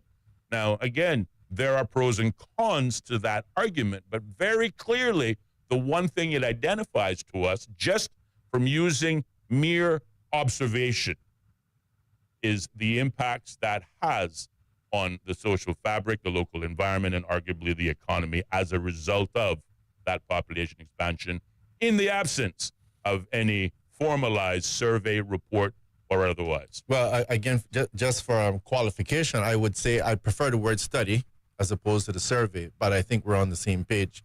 But, just to give you a little bit of, I remember one of these discussions taking place, and I think it highlights the issue of timing and the impact that it has. One of the things that was thrown out when I was in the government, and this was actually coming from the government officials, as in the civil servants, not from elected members, was the possibility of looking at some kind of again, the name can vary, but it was basically a fiancé sort of visa. And it was felt that one of the, and again, let me just throw this out too. A lot of times politicians don't engage in these conversations because it's sensitive and I don't want to lose my votes. We don't have that disadvantage right now, and it's so liberating. It is. Oh my God. It's so liberating. So let me be seeking a vote, not looking for public office, and arguably just given the facts, not looking for any new friends either. What I mean? It's very, very liberating. It's very liberating. So it was one of those situations where it was thrown out a possibility of a fiancé sort of visa. And again, to expound on that, people felt that a lot of Caymanians were marrying foreign nationals, assuming they liked each other. Assuming. In some cases, it might have been some payment thing going on, but most likely the majority of them were marrying persons simply because, again, the clock is ticking.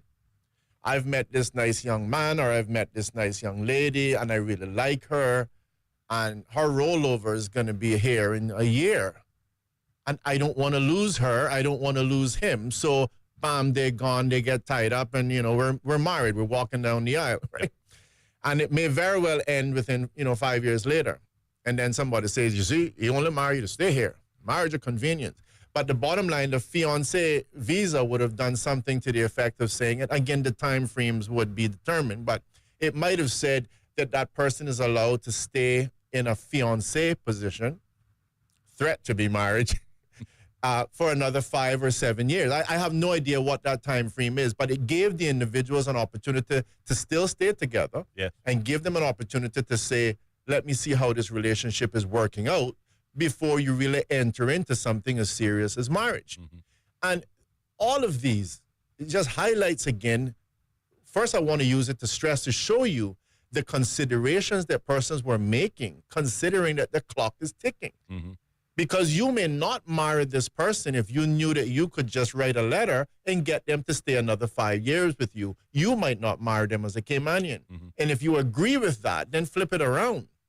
He might be very well marrying you because the clock is ticking, but would happily stay with you but not marry you if the clock wasn't ticking. Right. So in the same way, I'm showing you from another angle the sort of ramifications that take place as a result of things like the rollover. Mm-hmm. And like I said, it just hit me like the proverbial apple on the head, Mr. Harris, as I heard the commentary from the Mr. Franz Manderson, and I said, that really needs to be properly investigated.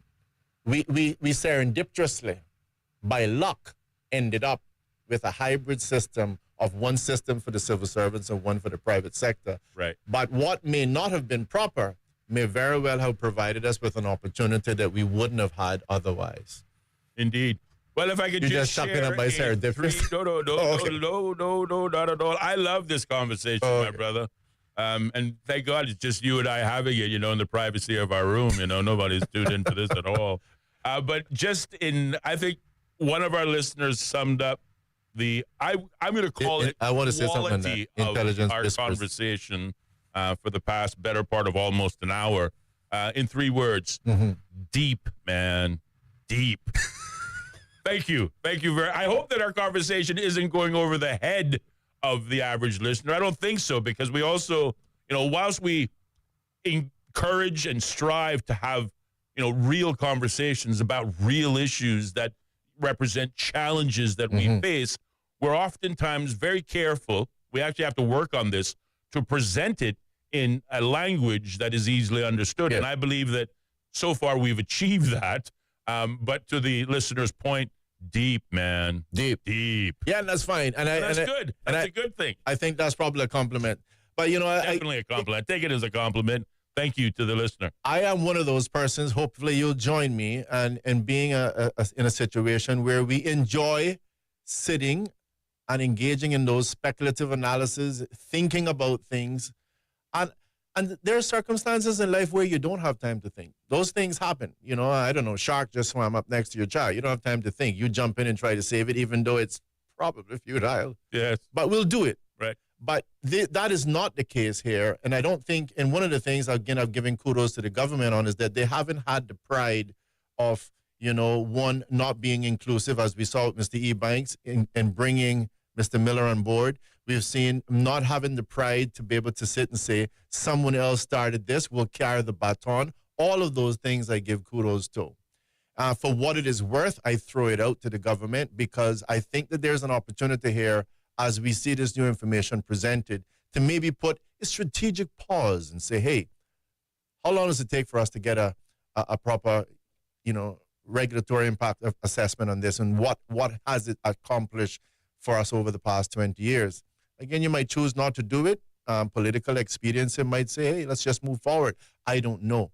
But from an intellectual standpoint, I hope that we can all entertain the idea that it does present us with an opportunity, at the minimum, to sit and think about it, if not do a proper assessment, so that we can make, in your words today, Mr. Harris, an evidence-based decision. Indeed. We're just looking at comments coming in via WhatsApp from our listening audience. Yeah, Austin, it is just the two of you, but don't worry, we are also listening as well here on our settee. Again, to remind us of that one particular couple who clearly identified to us much early on in our show history that, we're tuned in every evening from our settee here at home. Well, another writer makes the point more, again, poignant and pointed in the direction of the viewpoint conversation. I wonder, if there was no rollover, how many work permit holders would leave Cayman? Now, there is a curious and interesting conversation in question. But it is a very good question, and that's the thing. Again, it forces you to ask, what is your concern? Would you be concerned if you had 30,000 workers here? What do you say we got, 40? 40,000. Okay. What is your concern? 40,000 workers staying here, of which 94% of them stay here for 20 years and then leave, and only 6% stay? Or do you prefer 40,000 of them staying, of which 37% of them become Caymanian? What are you worried about, the long term or the actually becoming a Caymanian? Because the Caymanian is the real long term. That's the real impactful one. Absolutely. A listener continues to add, this conversation or viewpoint makes a lot of sense what Ellio is saying. And frankly, we need to continue this conversation more often. So thank you, Straight Talk, for today's viewpoint. And thank you, Ellio, for sharing your thoughts.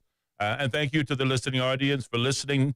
As we oftentimes remind ourselves, a quiet phone line does not indicate there are no listeners, but quite to the opposite. They are listening carefully to every word that is being shared. That is 59 minutes past the hour of 5 o'clock. We have to pause, take a short commercial break, check in with the BBC News. He's pointing at me. It'll be our final half hour coming up next right here on Bobo FM. Bobo. How can we understand the world better? The BBC World Service is a window onto the wider world. A vantage point from which to survey a new horizon. News, reports, and analysis from around the world. Stories we think matter. Different people from different societies. We get to the heart of global issues. News, stories, and global perspectives from the BBC World Service. The home of the BBC World Service. This is Bobo FM.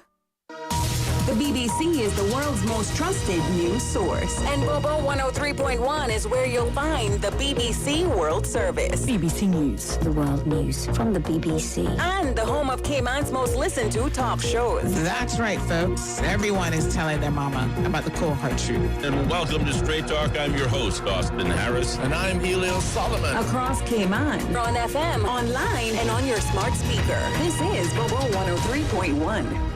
Welcome to our newsroom here in central London. We place ourselves here at a little desk right in the thick of things. OS from the BBC. We can catch the very latest news from our colleagues, not just in this enormous room, but also from our colleagues around the world. I'm in the room where they're treating children. This is a combat zone. The situation after the typhoon is very complicated. It was a very tense situation. OS from the BBC. The home of the BBC World Service. This is Bobo FM.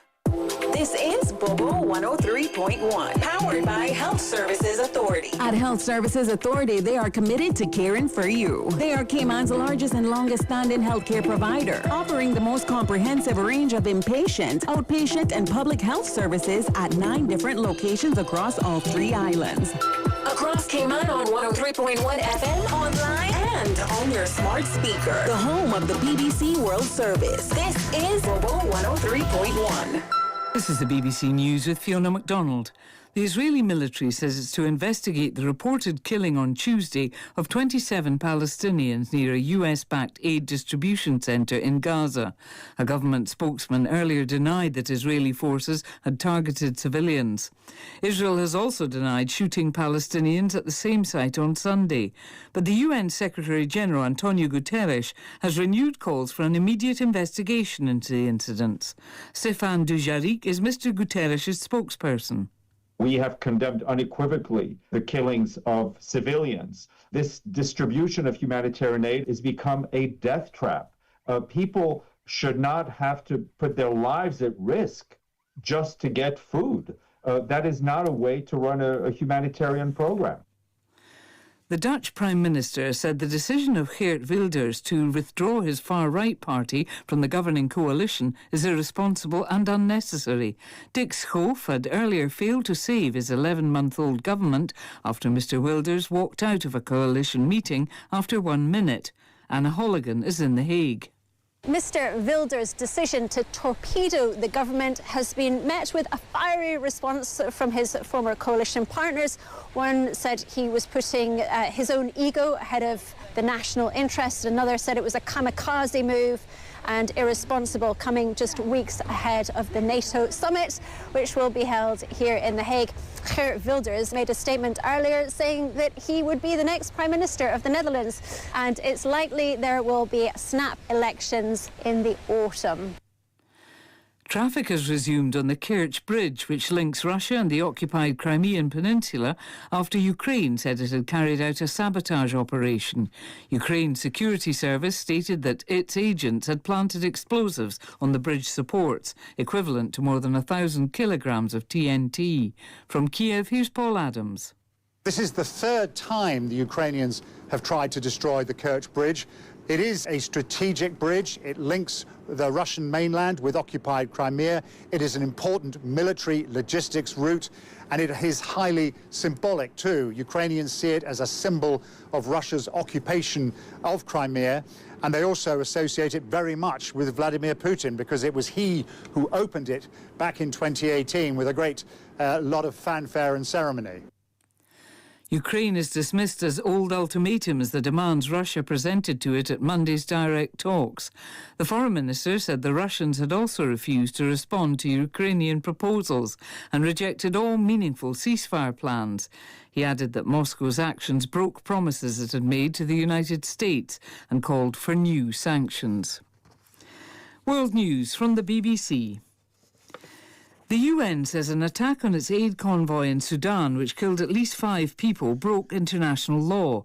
The convoy was rushing to bring food to starving people in the besieged city of El Fasher in North Darfur. The Sudanese army and RSF rebels accused each other of carrying out the attack. The tech billionaire Elon Musk has stepped up his criticism of Donald Trump's planned tax and spending bill, calling it a disgusting abomination. In his strongest criticism yet of his former boss's plans, Mr. Musk said they would swell what was already a gigantic government deficit.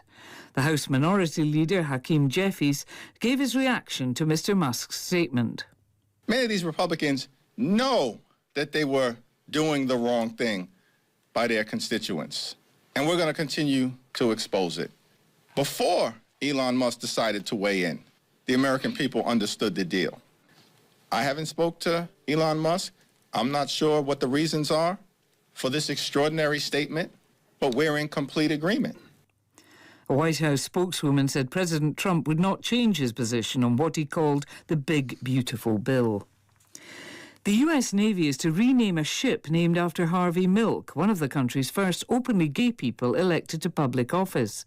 Officials said the change was ordered by the Defence Secretary, Pete Hegseth, who wants to promote what he calls a warrior culture in the military. Other ships named after civil rights and human rights activists are also expected to be renamed. The award-winning Egyptian actress Samiha Ayub has died in Cairo, aged 93. She began acting at the age of 15 and appeared in dozens of films and television series. Samiha Ayub was also a prolific stage performer and headed the National Theatre in Egypt for 14 years. She was known as the diva of Arab theatre. BBC News. Views and opinions expressed on Straight Talk with Austin and Ellio do not necessarily reflect or represent the views of Stingray Media, its staff, or contributors. Callers to the program accept full responsibility for the views expressed. The show host and affiliates are not liable for any statements made or any harm claimed. All callers to the program indemnify Straight Talk from all claims. Offensive, defamatory, or unlawful content will not be tolerated. Be a part of the conversation by calling 745-2626. Now, here's Straight Talk with Austin and Ellio on Bobo 103.1. And welcome back, man, to more Straight Talk here on Bobo 103.1 FM with your hosts, Ellio Solomon, myself, Austin Harris, as we move into our final half hour with the time in studios now 7 minutes past the hour of 6 o'clock, giving us, give or take about 23 minutes before we have to wrap it up for this day. And maybe now is a good opportunity to remind you to tune into Straight Talk every weekday evening, Monday through Friday, from 4:30 to 6:30, right here on Bobo 103.1 FM and simulcast live over YouTube, Instagram, and Facebook. And then don't have a good thing and don't share it. Sharing is caring. Sharing is caring. If you like what you see, please, whether you're on YouTube, Instagram, or Facebook, share with your friends, encourage others to like and follow so that obviously we can continue to grow and continue to reach you and provide you with the type of conversations you most crave. You know, and I just want to expound on that, Austin. I really want to appeal to all the persons who are listening to help us make this program a success. If you go on to Facebook, particularly if you're on there, I know, and you type in the Straight Talk Show, you get those 3 little buttons on the right-hand side of where it says message. Click on that, and then it says invite your friends. And then when you say invite your friends, you can click all. I really want you to do that. I would really appreciate it because it would help us to spread the word and be able to help spread all of this wonderful information that we're trying to share, becoming this wonderful community of positive stuff and not the negative. Mm-hmm. Help us to do that. We really, really appreciate it. Absolutely. And, of course, at the same time, promoting critical thinking in all of those persons who choose to tune in. Yeah, we have a little fun because what is life if it's all serious? Mm-hmm. We do have a little bit of fun in the course of our day. Lots of fun indeed. But critical thinking is our goal. One of our listeners says, I'm listening very attentively with eyes and ears wide open. The conversation today is truly a breath of fresh air and insight. So thank you. We are very grateful for those remarks emanating from the listening audience. Another listener says, deep discussions indeed. I tend to share Ellio's view of how much, if any, difference the rollover has actually made. One of the root problems remains in the public education system, though. Lack of prepping young Caymanians across the board to enter the workforce. And don't get me started on vocational training, which has largely been used as lip service by respective government administrations. If we are surprised that expatriates are taking over the job market, then we should more importantly be asking ourselves the question, as you fine gentlemen are doing this evening, what are we doing about it? Another remark. Hello, gents. A very intellectual conversation this evening. Yes, a strategic pause is a great idea by Ellio. This, coupled with the work of a proper national policy think tank, just maybe, help us to come up with a proper roadmap. The new Cayman Islands government must seek input, not go it alone. Humility, not ego or arrogance, is the best approach to reach success.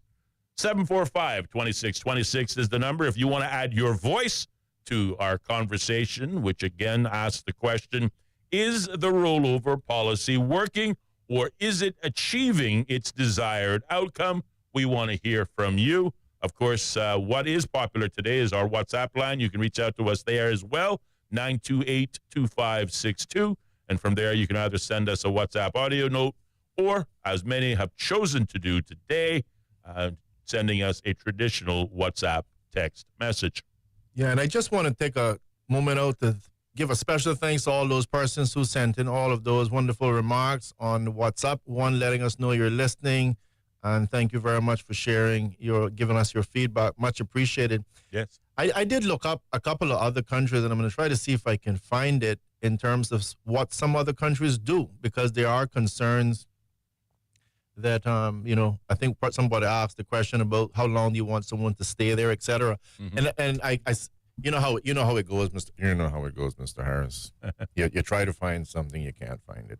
So as soon as I get home, I'll find that. You know that.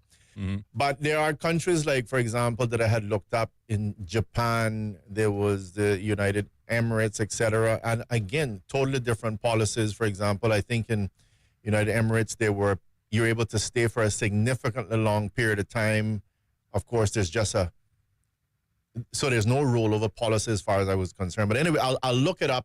Forgive me, I don't have it right now. I know I put it somewhere, but can't find it.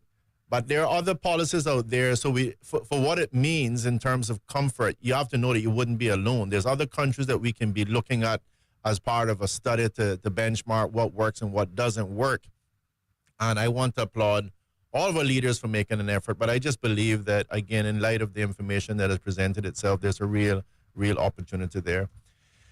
And hopefully we'll employ it. What are you thinking about now, Mr. Harris? Well, I was thinking on your question, what do other nations do to address the problem of population growth? Obviously. Or at least what they're doing, period. What they're doing, period. And just looking at some of the larger nations of the world, again, a cursory Google search says, nations often seek to control population growth through a combination of policies that perhaps include antenatal policies, which is a fancy way of saying reducing birth rates, or pronatal policies, which just does the opposite, increase birth rates.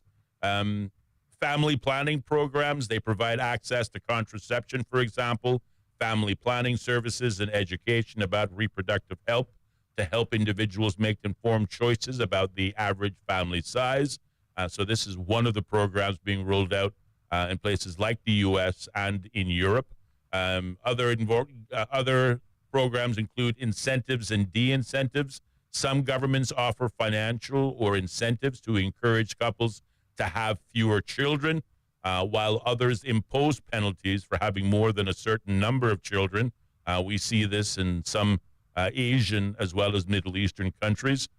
Promoting female education and empowerment, educating women and empowering them economically and socially can lead to lower birth rates, as women are more likely to delay marriage and have fewer children, with a focus perhaps more so on their career. Targeting specific demographic groups. Some policies focus on specific groups, like those with high fertility rates, to encourage them to reduce birth rates. On the pronatal policies or increasing birth rates, financial support for families. Some countries provide financial assistance to families, like children care subsidies or family allowances, which can encourage them only to have more children, obviously increasing the subsidy that they receive. Promoting family values. Government also promote traditional family values and discourage divorce or non-marital childbearing to encourage higher birth rates. Of course, there's always the standard, encouraging immigration policies that attract immigrants, particularly those of childbearing age, to help increase the overall population. Other strategies include managing migration, addressing social and economic factors, promoting intergenerational support, and the list goes on and on. So, yeah, I got to get a printout of the stuff that I had printed off, and it was needed to print off, and that was a situation where you talked about United Emirates in terms of how long you could stay, but all good. But one of the things I mentioned this as an aside, but I would really love to get the feedback, and I'm pretty sure this government and other governments would like to get feedback on it as well. Again, we would still want to do it as evidence-based as we can, but what do persons think about something to the effect of that fiancé visa that would, again, to recap and think about it, we can chat about it again tomorrow, but the general feeling is similar to the rollovers, because the clock is ticking. A lot of our Caymanian male and females are engaging in a marriage that, really probably comes out to be a marriage of convenience or just simply doesn't end well. Whereas if you gave them the additional 2, 3, 4 years to get to know their partner, and they're being able to stay with their partner simply because they are engaged, that would give them an opportunity to say, you know what, I don't really like this guy as much as I thought.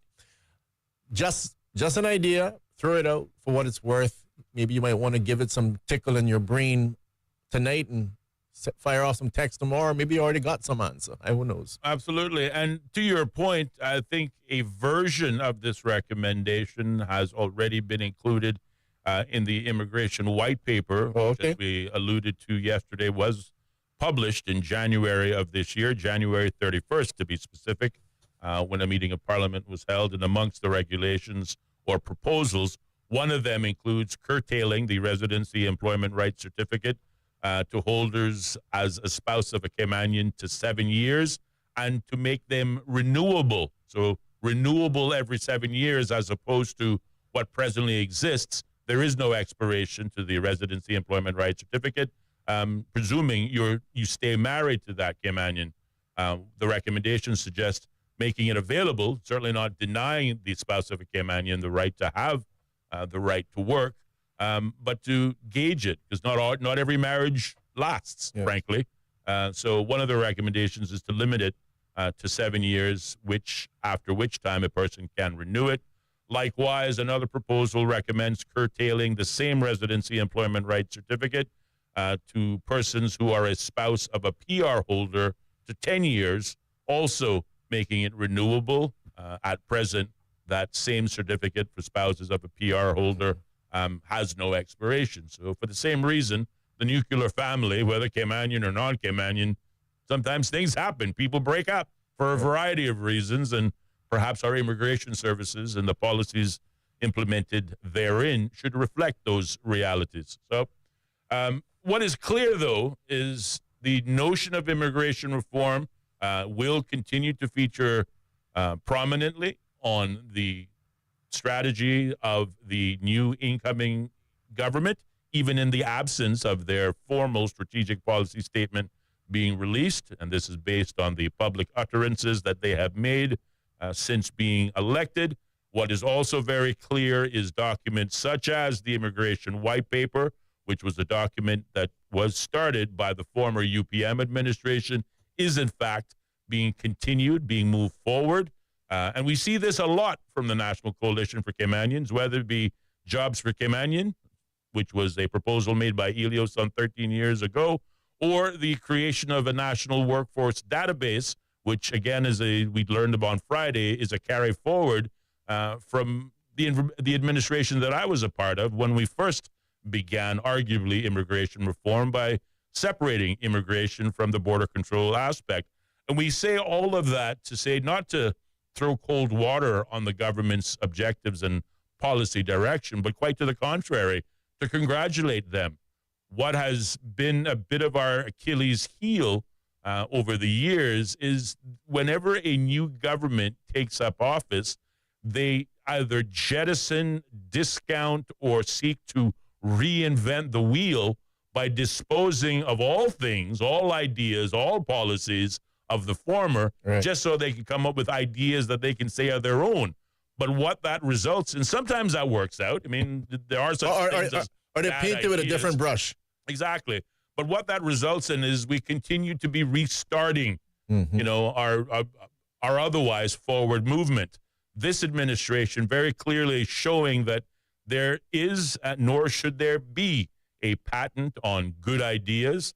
There's no exclusivity to those good ideas. I'm sure the persons who came up with these recommendations in the first place care less about who gets credit for implementation than they do about seeing these ideas go all the way to implementation, because they clearly will have a positive impact. And we continue to congratulate the government for having that sort of mindset, at least from the start of their first 100 days in office. We encourage them to continue to think along these lines, because if they do, from us, they won't have any problem if they continue to do this. But we certainly commend them for leading us down a road that arguably has a lot of support. Yeah, you know, and just on that line, I mean, about jobs for Cayman's only, to me, at the minimum, any government should have been able to, over the last 13 years or however long it's been, should have been able to look at that as a viable option. No one's saying that you're going to run around and just be doing a lot of jobs, as the saying would go, willy-nilly, but to be able to know that you can earmark a specific job for Cayman's only, I can only see that to be advantageous. We already have that. Our members of parliament are a job for Cayman's only. Our deputy governor is a job for Cayman only. And I want you all to consider it. Just really think about it. Since about 2010 until now, you pregnant have pause. Pregnant pause, because that's just what it is. Silence in the room, crickets. You got absolutely not one government got up and said, hey, I want to make a receptionist for a job for Cayman's only. Just really think about that. But yet everyone promised that they were definitely looking after you. That is really something to consider. I would encourage you to do so.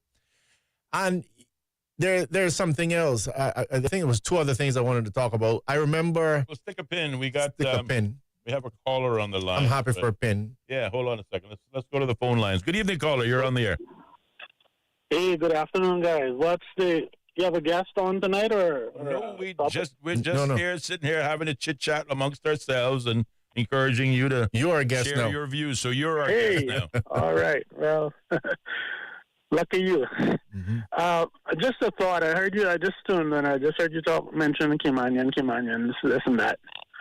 Lots of issues, lots of things that are being worked on. But the one thing that has bothered me or concerned me for years is the term Caymanian.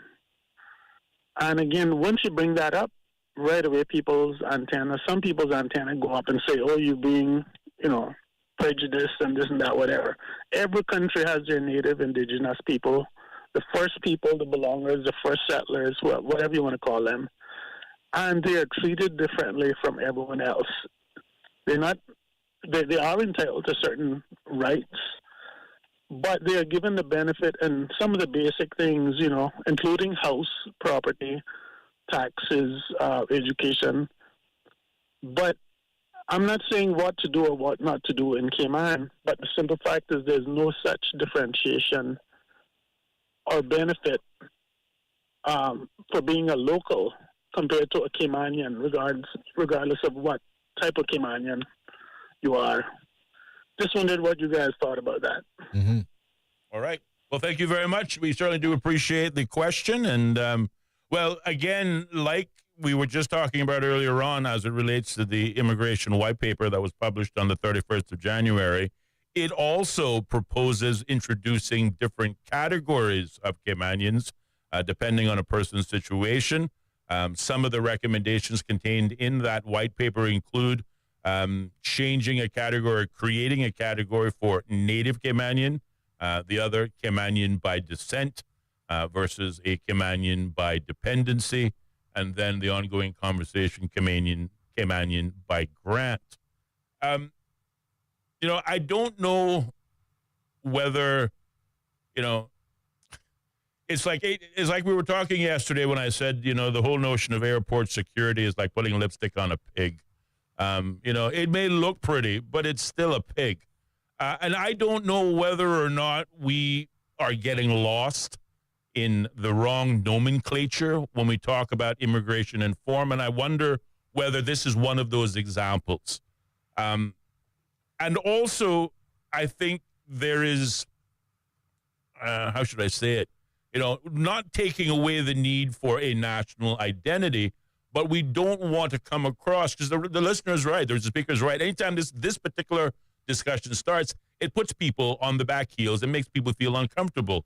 Our economy has always worked with a combination of foreign nationals and Caymanians working together with a clear understanding that there are different rules for Caymanians and that they should come first. But to the caller's point, it is becoming increasingly difficult to distinguish who those Caymanians are. I don't think so. Caymanian is simply that, a person who now no longer requires a work permit. A Caymanian is a person who has the same rights and privileges as I do, and that is whether you have, got it by birth or whether you've got it by grant. And I use the example of the average typical family makeup. Very few, but very lucky are you if you are a child of two dominant native Caymanians. But in large majority, our population isn't made up that way. My mother, for example, has spent more years in this country, 50 plus, than she has in her own country, but she chose this place. So how do you tell somebody after 50 years that they're not Caymanian? So I think the distinction and the focus on the nomenclature or definition arguably sends the wrong messages and also arguably has us focusing on the wrong things. But that's just my opinion. Ellio? Yeah, I will chime in to say this. I mean, I like to give, what the saying is, don't just give the fish, but, teach you how to fish. At least from my perspective, I like to view a lot of these issues from as I said, a nuclear family perspective, the mom, the dad, the children. If I have my own family and for some reason I adopt someone, am I going to treat that child differently than I would treat my own children? Do my children eat steak and the other child eats chicken? I don't think so. And this is why, to me, the most critical thing is determining the process by which we are going to determine who's going to be a member of our family. Agreed. And I am going to tell you that this is why I have such an issue, whether it's going to be the rollover policy or even a lot of the people. When people hear me on here and they might want to say Ellio's anti-foreign, I don't care how many millions you have. It doesn't matter to me. You can't come in here into my family and do something that's destructive to my family, and I'm supposed to call you a member of my family. And equally, that could be whether it's my own flesh and blood. You and I have flesh and blood sometimes that you can sit and say, I'm sorry, but you're, as the Bible would say, a friend that sticketh closer than a brother. So I would take that position. We need to be very careful in terms of how we go about and who we choose to make our member of our family. But once that person is a Caymanian, once that person is a member of your family, when you eat fish, they should eat fish. And if you're starving, they should be starving with you. And that's how you get commitment. And I want to just stress, why start with the family? A strong family, ladies and gentlemen, makes a strong community. And a strong community makes a strong country. That is why I keep saying to people, if you're going to vote marijuana for the country, then you're voting it for your family. And if it's not good for your family, it's not good for the country. Thank you very much for joining in, ladies and gentlemen. It's been a wonderful discussion, and thank you all very much for your feedback. See you tomorrow. Indeed. Activating the critical thinking muscle in your brain was largely our conversation today. May your brains be tickled. Say again? May your brains be tickled all week. Indeed. That's all we have today, but tune in tomorrow for more Straight Talk on Bobo. The home of the BBC World Service, the most trusted news source in the world. This is Bobo 103.1. The following commercial messages are brought to you exclusively by Stingray Media. The Health Services Authority has over 120 world-class physicians offering the most comprehensive range of specialist services on island. Our dedicated team of professionals provide the highest quality care in orthopedics, interventional radiology, women's health, geriatrics, and a host of other specialist areas. We are a JCI accredited organization with a proven record of excellence. At HSA, we are committed to caring for you. For more information, visit hsa.ky. Stingray Media encourages you to keep safe on our roads. Some things get better with age, but tires do not. It is dangerous to drive with worn-out tires. Check the tread regularly, and don't be afraid to say goodbye when it's time. Supported by ICWI, Cayman Islands Insurance Association, CG Britcay, and National Road Safety. The road to zero.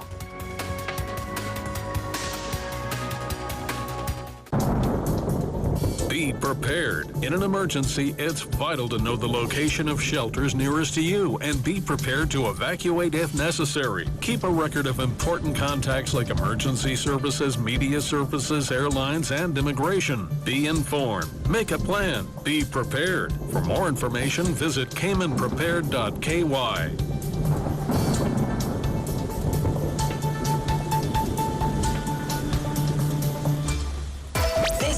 Bobo 103.1. Now in our new home of 103.1 FM. Powered by Health Services Authority. Committed to caring for you.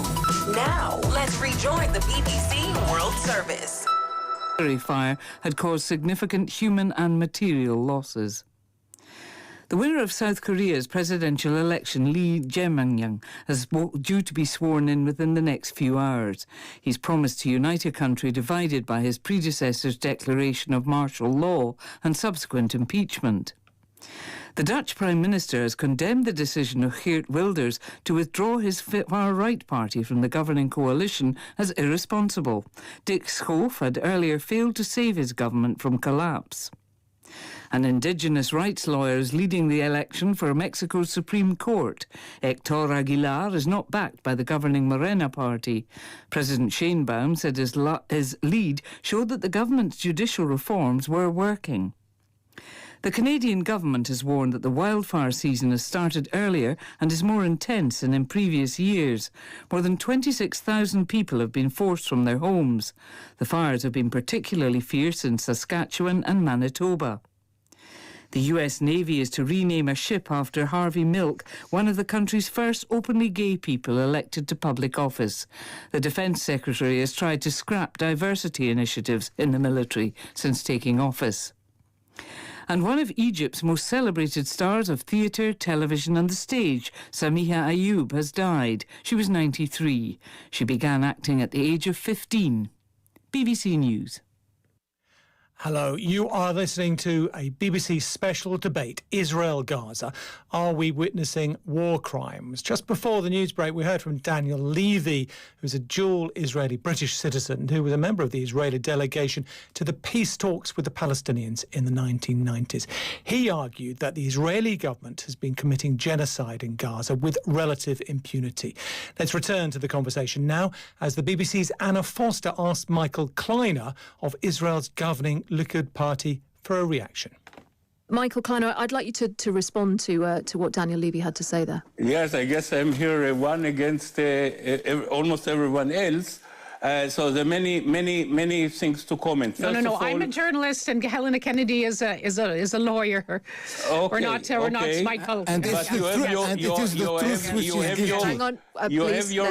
have your opinion. You're entitled to your opinions, even if I believe they're wrong. Michael Kleiner, and on if that, you will let me, I will be able to say why your opinions are wrong. For example, the Palestinian colleague said that.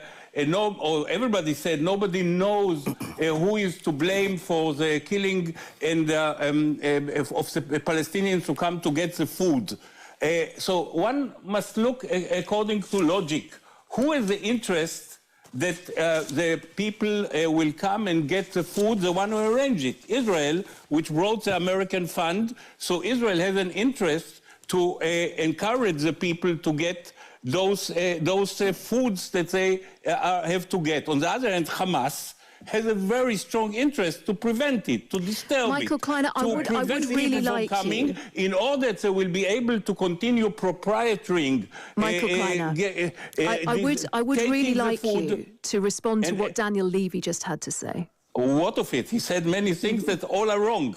90% of them are wrong. So tell me what he said and I will comment too. Well, you heard what he had to say. You say that 90% of what he said nonsense. Israel is the most moral army in the world. If somebody would have taken a snapshot of Hiroshima and Nagasaki, he would say, who are those crazy war criminals from Mr. Truman that were killing those innocent Japanese babies that did no harm? No one buys it anymore. No one believes the idea that this is a moral army. It has incriminated itself by its own statements, by its social media postings. They warn the people before bombing. Give me one example in history that an army was warning the other side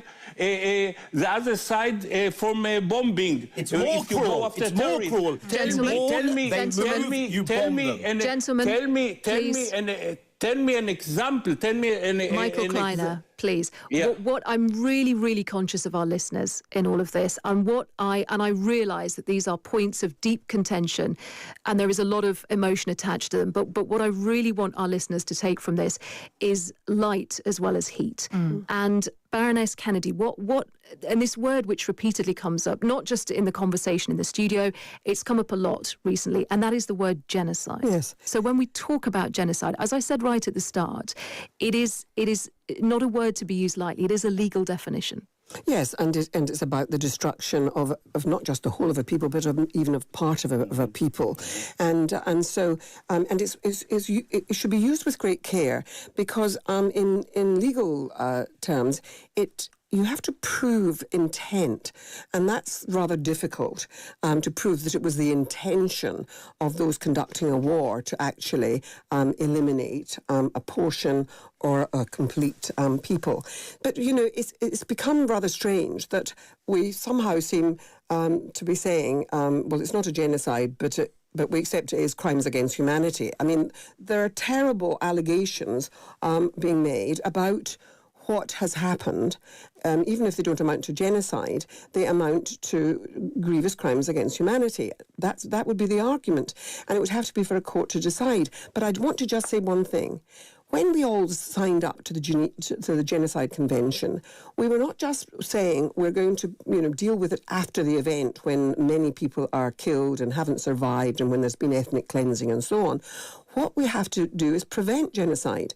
And so when South Africa took the case to the International Court of Justice, which of course is not a criminal court, it's a civil court. And so when they took it there, one of the purposes of law is also to be preventative. And it was to be preventative. It was to secure the interim measures in the hope that it would stop a trajectory towards really hellish outcomes. And unfortunately, those interim measures by the World Court have been ignored.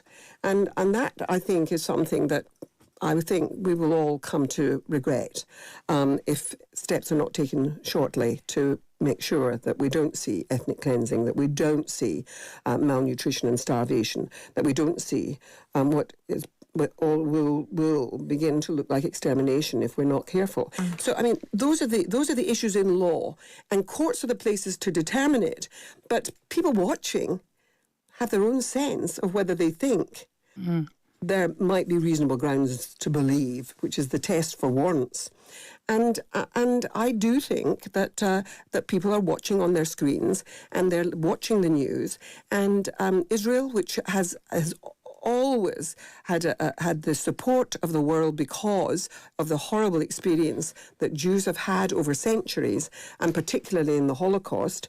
And so there is a sort of a willingness to believe that somehow Israel wouldn't do this, but it's being defied by what people are seeing on their screens and what we are hearing by way of evidence from many sources, particularly doctors. And I think that the medical profession speaking about what they're seeing and what they're dealing with is very, very powerful in the ears of people around the world. Afif Safir, and you gave context about this whole debate, and Baroness Kennedy talked there about the historic suffering of Jewish people. You talked about the historic suffering of Palestinian people. We're talking about war crimes this evening, and as you say, this phase of the conflict started on the 7th of October, but this conflict started long before that. But when we look at what happened on the 7th of October, and as we said, we're not a court. We're having a debate in a radio studio. But the war crimes the crimes that people saw, the war crimes that people saw committed on the 7th of October, what will happen in that respect? Because in terms of that Hamas leadership, much of it is dead now. Let me tell you that once we will have... Even the Palestinian Authority didn't condemn the Michael 7th of Kleiner, October until now. Please let Afif Safir... No, but he's representing the Palestinian Authority. Why didn't they condemn the 7th of October? You need to let him answer, please. Yeah. I hope you will answer my question. Please let him answer. I would like to tell you that once the guns will cease fire, within Palestinian society, there'll be a difficult discussion, Palestinian, on military strategy and the negotiating skills of Hamas. But that's a Palestinian matter that we'll be dealing with after the ceasefire.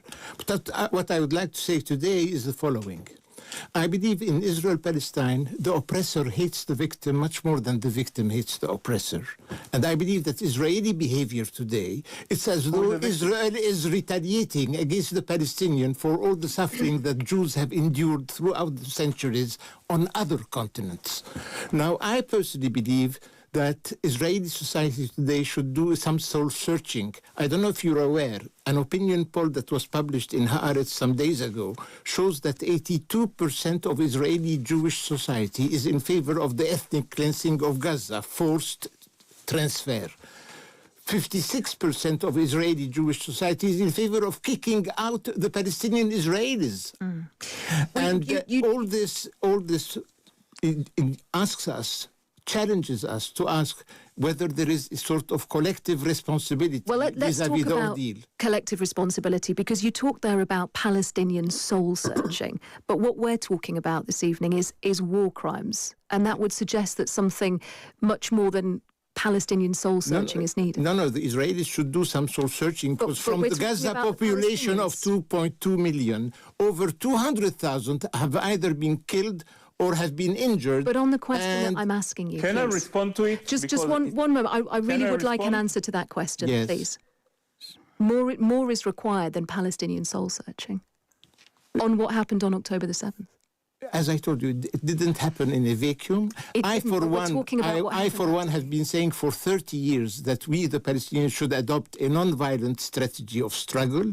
And I believe this is the strategy adopted by the mainstream of the Palestinian national movement. So what accountability will there be for what Hamas and other Palestinian armed groups did on the 7th of October? There'll be a difficult internal domestic discussion after the ceasefire. Is that enough? I think that should be enough, because it would be a difficult discussion. Baroness Kennedy? Will people be handed over to the International Criminal Court? Because I'm sure that other warrants will be forthcoming. And it will be, the same question will be asked of Israel as would be asked of Palestinians. Will there be a handing over of people for there to be open justice taking place? I mean, one of the things that I haven't dealt with is the fact that there is a principle of complementarity, which would allow a state to carry out an independent judicial investigation and a legal process and a trial. But I do want people to know that there hasn't been much sign of any of that going on in Israel up until now. And I know that international lawyers who are consider themselves to be totally in sympathy with Israel have spoken to the leadership in Israel and tried to encourage them to set up a commission, a judicial commission, and to have Israeli judges on it, and to invite in some international judges to sit on it, and it has been rejected fairly clearly. No, one moment. I do want to allow Daniel Levy a moment to speak. I'm conscious that time is against us, Daniel. Yeah, but thank you. You see, one of the all the time Michael accusations against Israel, and you don't give me to respond. Daniel Levy is also Israeli. So one of the tragedies of this... Yeah, but he is siding with the other side. I'm siding with what I understand to be the tradition I come from, and it's a proud right. tradition. We are democracy. One of the things that's tragic in this is that there were opportunities. And what has happened is that those Palestinians who pursued non-violence, which doesn't justify what has gone on, their path was blocked. When they tried to use the legitimate tools of boycott, of sanctions, the West stonewalled them and said, we won't do that. We won't get on board when Israel is doing these violations. That created much of the pressure cooker. And I'm glad that what Helena referred to earlier is true, that people find it hard to entertain the notion that Israel could have gone like this. But there's also a factor here, which is the conversation is chilled by what has become, I think, a very dangerous trivialization of the use of anti-Semitism as a way of defending these actions. And it's happened here, whether you're Gary Lineker or Greta Thunberg, if you're an academic, if you're a media, if you're Jewish and you're standing up for universal values. And that's something we have to push back against. If you're a lawyer... Michael Kleiner, Michael Kleiner. Do respond to that, please. Yeah, I try to be short. For example, our Palestinian colleague said that there was a siege for 17 years, and this justified the South Africa complaint before, just in the beginning, before Israeli crimes, after 7th of October. And now the truth is that the only people that were evicted from Gaza were Jews by the Israeli government. In 1995, Arik Sharon evicted the whole Israeli population from Gaza until the last person and the last soldier, and including people who were evicted once in 1948, because for 1,000 years there was a Jewish population in Gaza. They were all evicted in order, we hope, that this will make peace.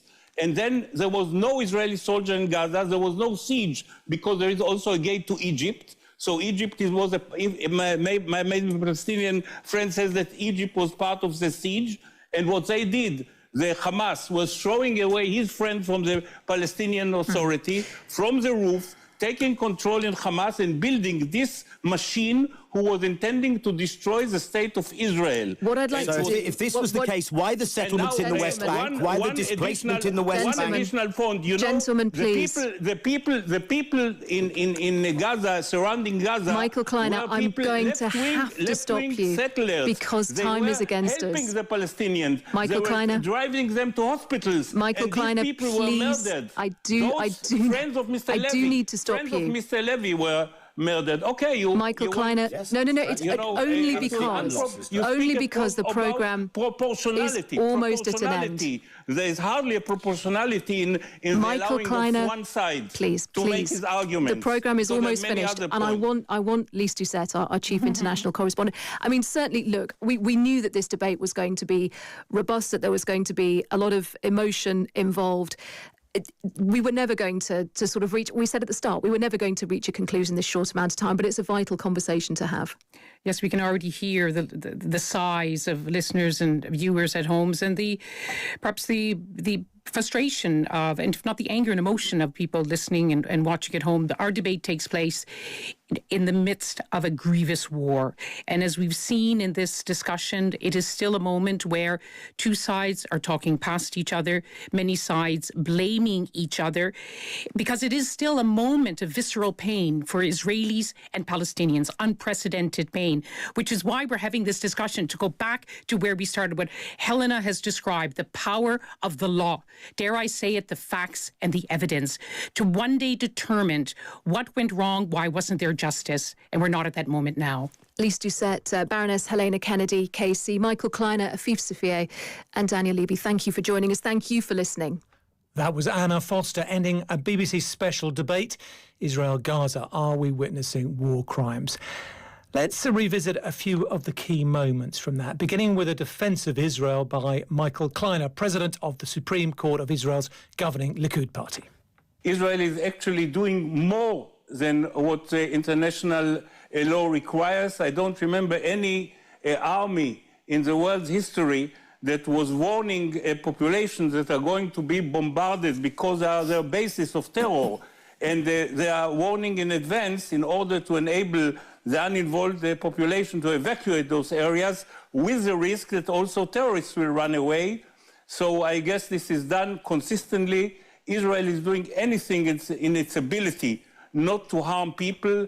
Daniel Levy, an Israeli-British citizen and member of the Israeli delegation to peace talks in the 1990s, said many Jewish people around the world believe Israel is committing war crimes. Some of the top Holocaust and Jewish history historians at the Hebrew University have come out and said not just that these are war